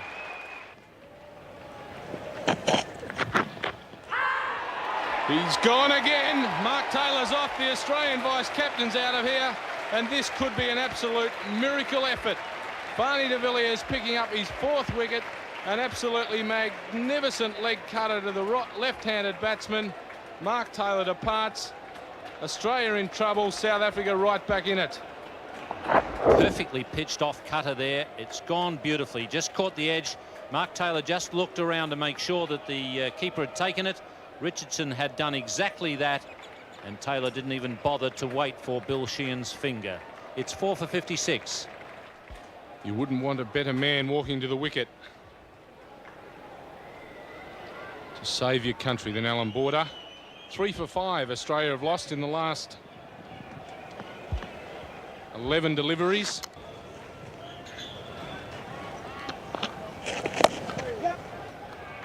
Beautiful shot. Beautiful placement. Lovely timing. That ball running away towards the boundary. Batsman will complete a full 4. Again, very well run. Alan Border showing what a great player of spin he is. 4 for 63, the Australians at the close of play on the 4th evening. Taylor out for 27, Slater 1, Boone 24, and May didn't trouble anyone. Certainly not de Villiers, whose bowling figures are quite remarkable there. 12 overs, 4 maidens and 4 for 22. And he's given South Africa a very, very big hope of pulling off a miracle victory in this Test match. Be a very, very interesting first session of play on the final day here at the SCG. For the moment, it's goodbye. Welcome to the highlights of the 5th and final day of this Test match between Australia and South Africa at the SCG, the second in the series, and the Australians deep in trouble when the day began. This is the way it looked: 4 for 63 with Taylor out for 27, Slater 1, Boone 24, and May a duck. Waugh is 4, it's Mark Waugh, and Alan Border 7, 4 for 63. And the South African bowling, they did a terrific job yesterday with Barney de Villiers outstanding, 12 overs, 4 maidens, and 4 for 22. Alan Donald will be a danger man on this final day. Conditions were very, very good. Temperature around about 34 degrees promised, and the pitch, it'll be very difficult so far as the batting side is concerned. Not many needed, just 54 with 6 wickets in hand, but problems for the Australians. We join Donald now. He's bowling the first over of the day. Alan Border is taking strike, and your commentators Tony Greig and Simon O'Donnell. Donald, no doubt, knows what he's got to do. He'll be plugging away just short of a length, hoping to regain a little bit of accuracy and pace, something which has deserted him just in the last few days. He's been a little erratic. Oh, and he's bowled him. Has he? No, that's hit the stumps. Yes, it has. I thought I heard a clonk there. Border's gone. He left that one. All of a sudden was a half-hearted appeal. What a beautiful delivery that one was. It pitched just outside, well, round about off stump, held its line, and Border was absolutely amazed. Looked down there and just watched the bail go here. This is Test cricket at its best. Alan Border, thinking he had that very well covered, was going to pass well outside off stump. Alan Donald just straightened it back. South Africans have got to be happy. Alan Border's gone for 7. He would have been the linchpin in this run chase for the Australians. 5 for 63.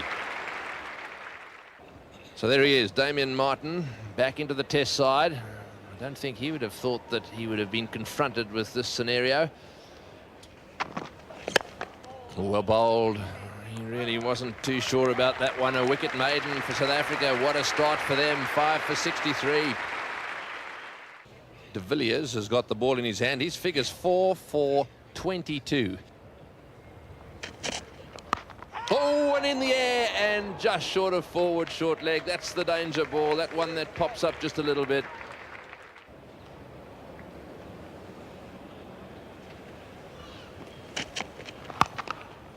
That's well played.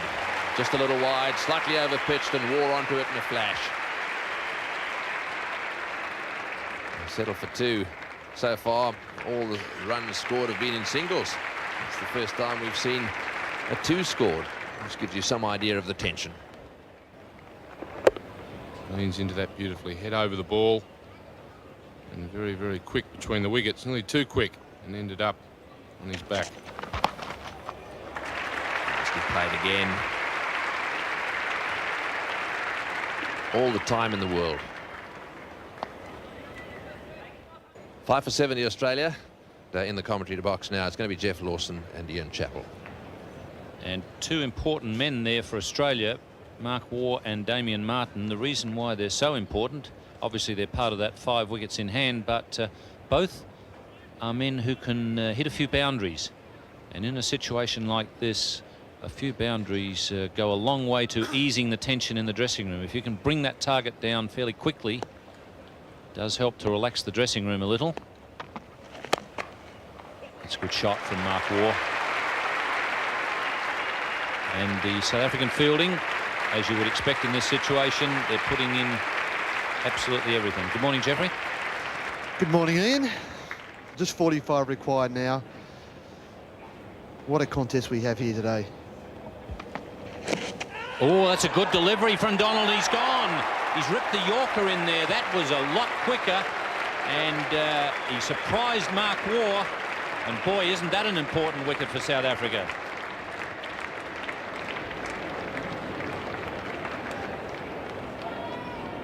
Alan Donald.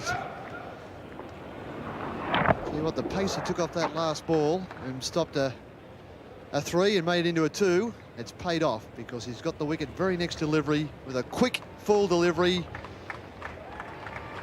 Mark Waugh goes for 11, 6 for 72. What a contest.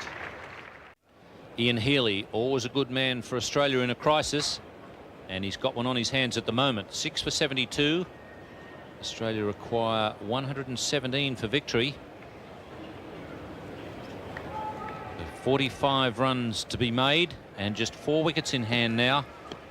And importantly for South Africa, Mark Waugh back in the pavilion. Oh, and a good bouncer from Alan Donald. Right on line, as he is so often with his bouncer. What an absolute rip snorter to get first up. Oh, just past the gloves. And Donald has to pitch it in short, but really surprises Ian Healy. Just past the gloves by a centimetre or 2. He's got 2 men back for the hook as well for Ian Healy. Yes. Healy will continue to play his shots in this situation. That's why he's always been a valuable man in a crisis.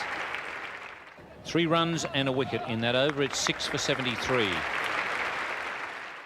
Cronje really doing a very good job as captain. Not frightened to spend a bit of time with his bowlers. Sometimes I think that's overdone, but in this situation you can understand the captain wanting to get everything absolutely right. Just making sure everyone is exactly where he wants them. Just moved everyone a little bit square, everyone around that direction. He's got him. He's knocked it on, attempting to guide that ball away through the offside field. So Fanie de Villiers has got his first 5-for in Test cricket.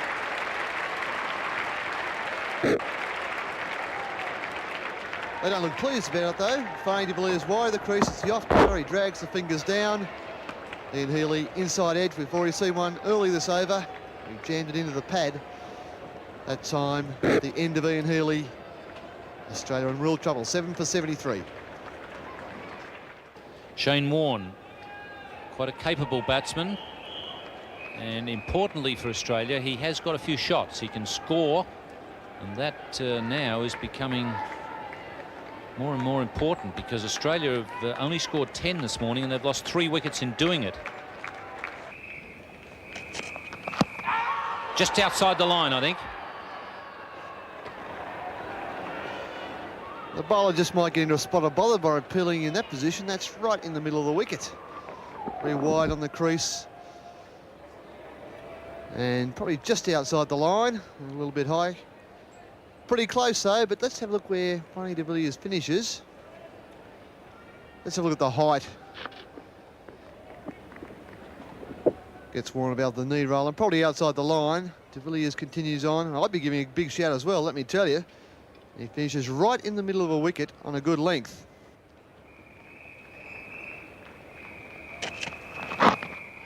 It's a rather cagey way of just doing a little bit of damage about the length you want to bowl, Jeffrey.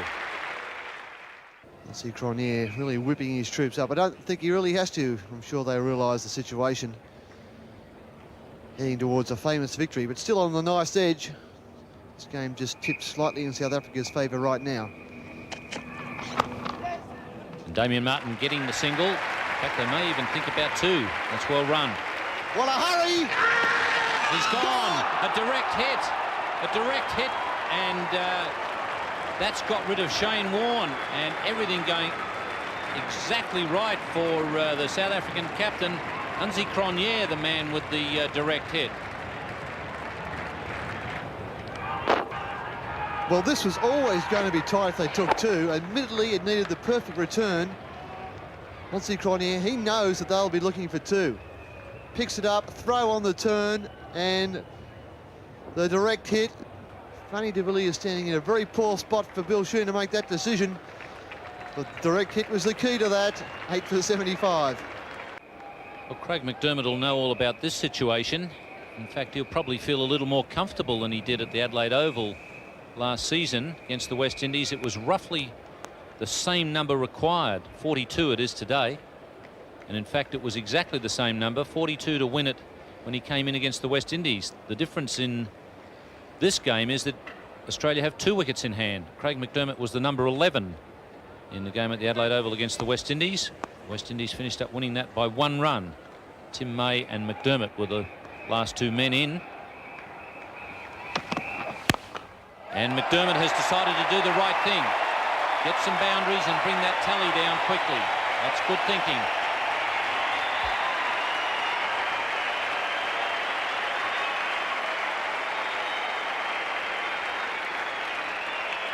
Alan Donald has the choice what to bowl first up, short or full.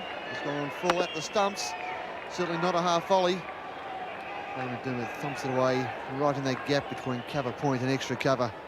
Hansie Cronje keeping that same field, man out on the leg side. He's obviously happy with the field. Once again, McDermott goes through the offside. I think that's the gap that Cronje's got to try and block. It's good batting from McDermott.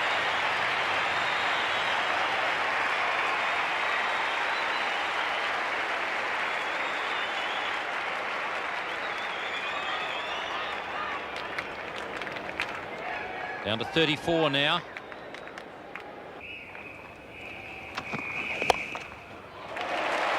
That's beaten the man who's been brought in there alongside the umpire. Take it easy too, not looking for a third. We've already had the 1 run out this morning. That was Shane Warne. 8 for 90. Now Fanny de Villiers is deep in conversation with Craig Matthews. Similar types of bowlers. Fanny de Villiers just a little quicker. And he'll be trying once again to cramp McDermott for room. Give him nothing at all outside the off stump to flail at.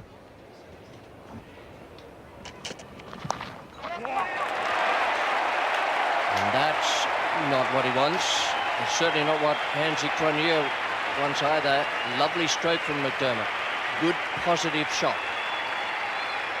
Definitely what Australia wants. Craig McDermott getting this very fine down the leg side.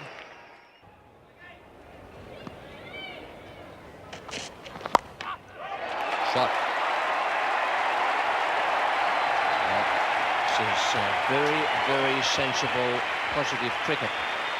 The advantage has been with South Africa all the morning because they picked up the early wicket of Alan Border and they were able to put the shackles on the Australians. That was picked off, well, about middle and off, but a good stroke. In the air and just out of the reach of the forward short leg. That one popped up. Well, I tell you what, there were catchets coming from everywhere, fielders coming from anywhere, but no one got close enough. Quite amazing. That ball has bounced on McDermott. And the one thing that he's done is hit it far enough to get it out of Kirsten's reach. He's had a go at that one and he's hit it down the ground. That's pretty well hit by McDermott. He's been the aggressor out there and he's being rewarded for it. Back for the third. It really is a fantastic effort by him. He's come out under a lot of pressure and he really has done well. Just 12 runs required. Welcome back. It's 8 for 105.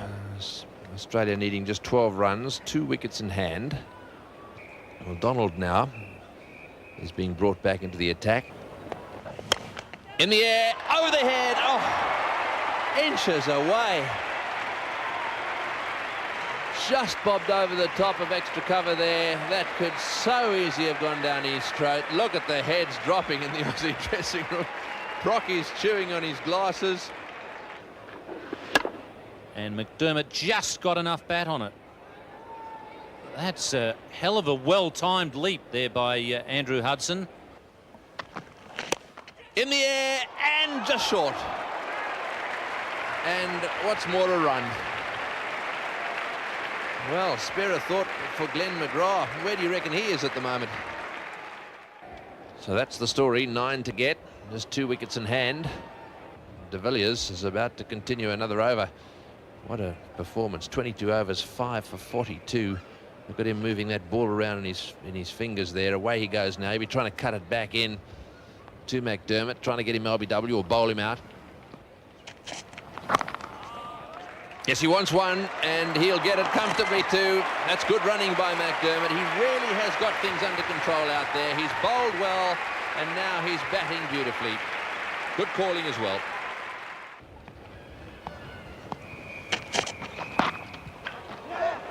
Oh, and that's a nasty bounce for the wicketkeeper.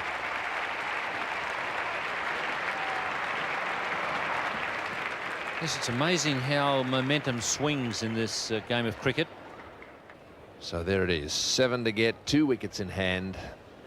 I suppose you could say 1.5, although it might be a little unfair to Glenn McGrath. He's improving. Having said that, McDermott and Damien Martin are playing very well. Got him, yes, straight to cover, that's it. Damien Martin has gone for the drive, he's hit it straight to cover, and the South Africans are all over each other. Well, Glenn McGrath is going to have to make his way to the centre now with 10 minutes to go before lunch, and he and McDermott are going to have to score these winning runs. Here it is again. Damien Martin driving on the rise there and hitting it, well, not quite straight to Andrew Hudson, but a good catch. And his long vigil comes to an end. Damien Martin had done such a good job for Australia. And now the door has opened for South Africa with McGrath having to come in and face Alan Donald. It was Donald who got rid of McGrath in the first innings. And Donald now has, well, at the moment, he has 5 deliveries at Glenn McGrath. So the pendulum swings back to South Africa. It's right off the meat of the bat and straight to the fieldsman. So that's the end of Damien Martin. He was there for a while, and a big cheer here for Glenn McGrath. He's a bit of a favourite on this ground. He looks as white as a sheet to me.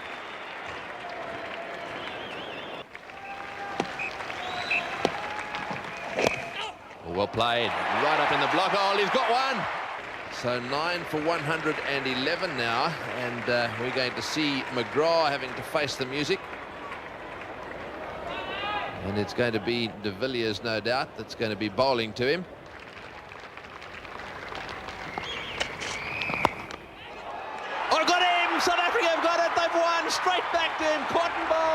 What a game for de Villiers. He's taken the catch. McGrath pushing forward. It stopped a bit. McGrath is not moving. He's standing at the crease, so disappointed. And the South Africans are over the moon. What a victory.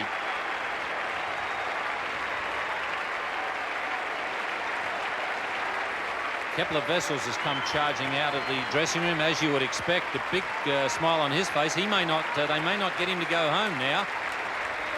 And Craig McDermott, have a bit of sympathy for poor old Craig. That's 2 games now. The 1-run game at the Adelaide Oval, and this one where he's been on the losing side. But Fanie de Villiers, the South African hero, and he was well and truly aided and abetted today by Alan Donald.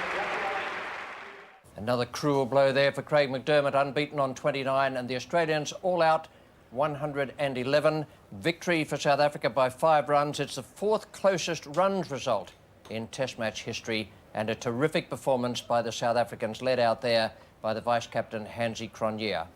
The bowling figures for South Africa: Fanie de Villiers, 23.3 overs, 8 maidens, 6 for 43. Alan Donald, 17 overs, 5 maidens, 3 for 34. Shane Warne was the 10th one to go down when he was so brilliantly run out by Hansie Cronje. A great performance from the South Africans, and here now in the presentation area is Tony Greig. The Australian Cricket Board has allocated $10,000 for this match, and a very, very happy Kepler Wessels is going to take a $6,000 cheque away. Congratulations, Kepler. I suppose the money really means nothing in terms of this great day, because this would have to be one of your great days.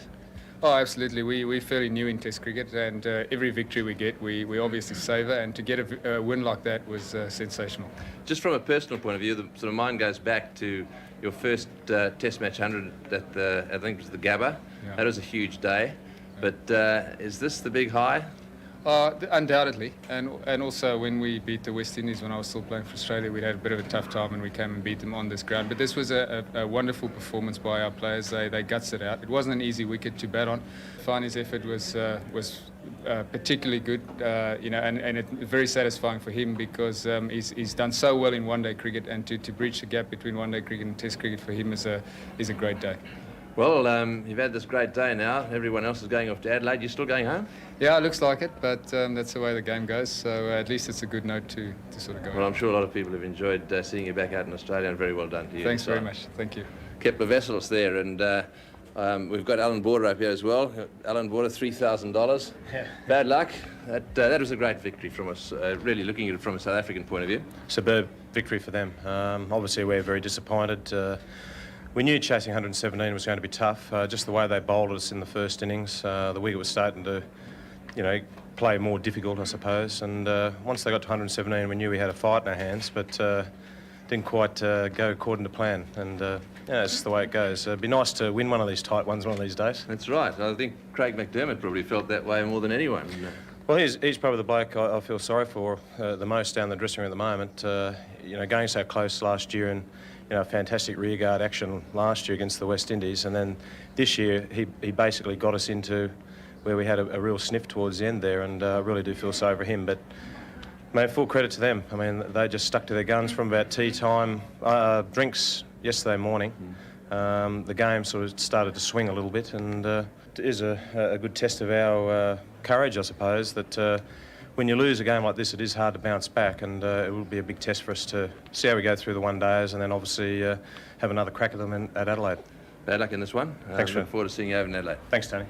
Right, well, the man of the match, and for the man of the match, we've got $1,000 in this Baccarat Crystal Trophy, and the man who did all the damage last evening, and again this morning, we've got Finnecha Fanie himself, who's got a huge smile on his face and has had one since last evening. Congratulations. That really was a superb performance. Now, where did it all change? Well, obviously, we were running out of time at the end. I said yesterday to the reporters, if we can only break through in the first 6-7 overs with three wickets in our hand, then obviously the boys are going to try and play it out in singles, and we're going to have so many more overs to bowl. But we break through, and a little bit a problem later on, running out of time, and we just bite the bullet. South Africans never give up, and that obviously pulled us through. That's right, and the wicket, obviously, that you got that off-cutter going a bit, because that caused a fair few problems. It looked as if you were rolling your fingers over the top of the ball and getting it to nip back a fair bit. It always helps if you got something else to fall back on. Obviously, if the ball doesn't swing, the ball really got old at the end, and there was no chance of it swinging at all. And if you got something like that, it can help, and especially on the wicket that's breaking up a bit. It's like a quick off spin, and it works. I've seen it happen in Sri Lanka from some of the bowlers there, and it's honestly working on a slow wicket. Well, you'd be hoping it works like that for you in Adelaide as well. Yeah, hopefully. I would like Right, to see well, what congratulations, a great performance by you and your side. Thank you, Tony. Okay. Thank you very Right, well, that's it from down here, Richie. A couple of very happy guys, and Alan Border hoping to pull it out again in Adelaide. Thanks, Tony. They certainly are happy, and they have every right to be. It was a wonderful win, a mark in South African cricket history. Just a reminder now of the Test match coming up down in Adelaide. That's on January 28 to February 1. Oz tickets, and I should think they will be rushed now. 131314 is the phone number, and that'll be a very, very well-attended Test match with South Africa, one up in the series. Victory to Kepler Wessel's side here, skippered by Hansie Cronje in the absence of Wessels through injury. A wonderful win, and disappointment for the Australians. For the moment, from the Sydney Cricket Ground, it's goodbye.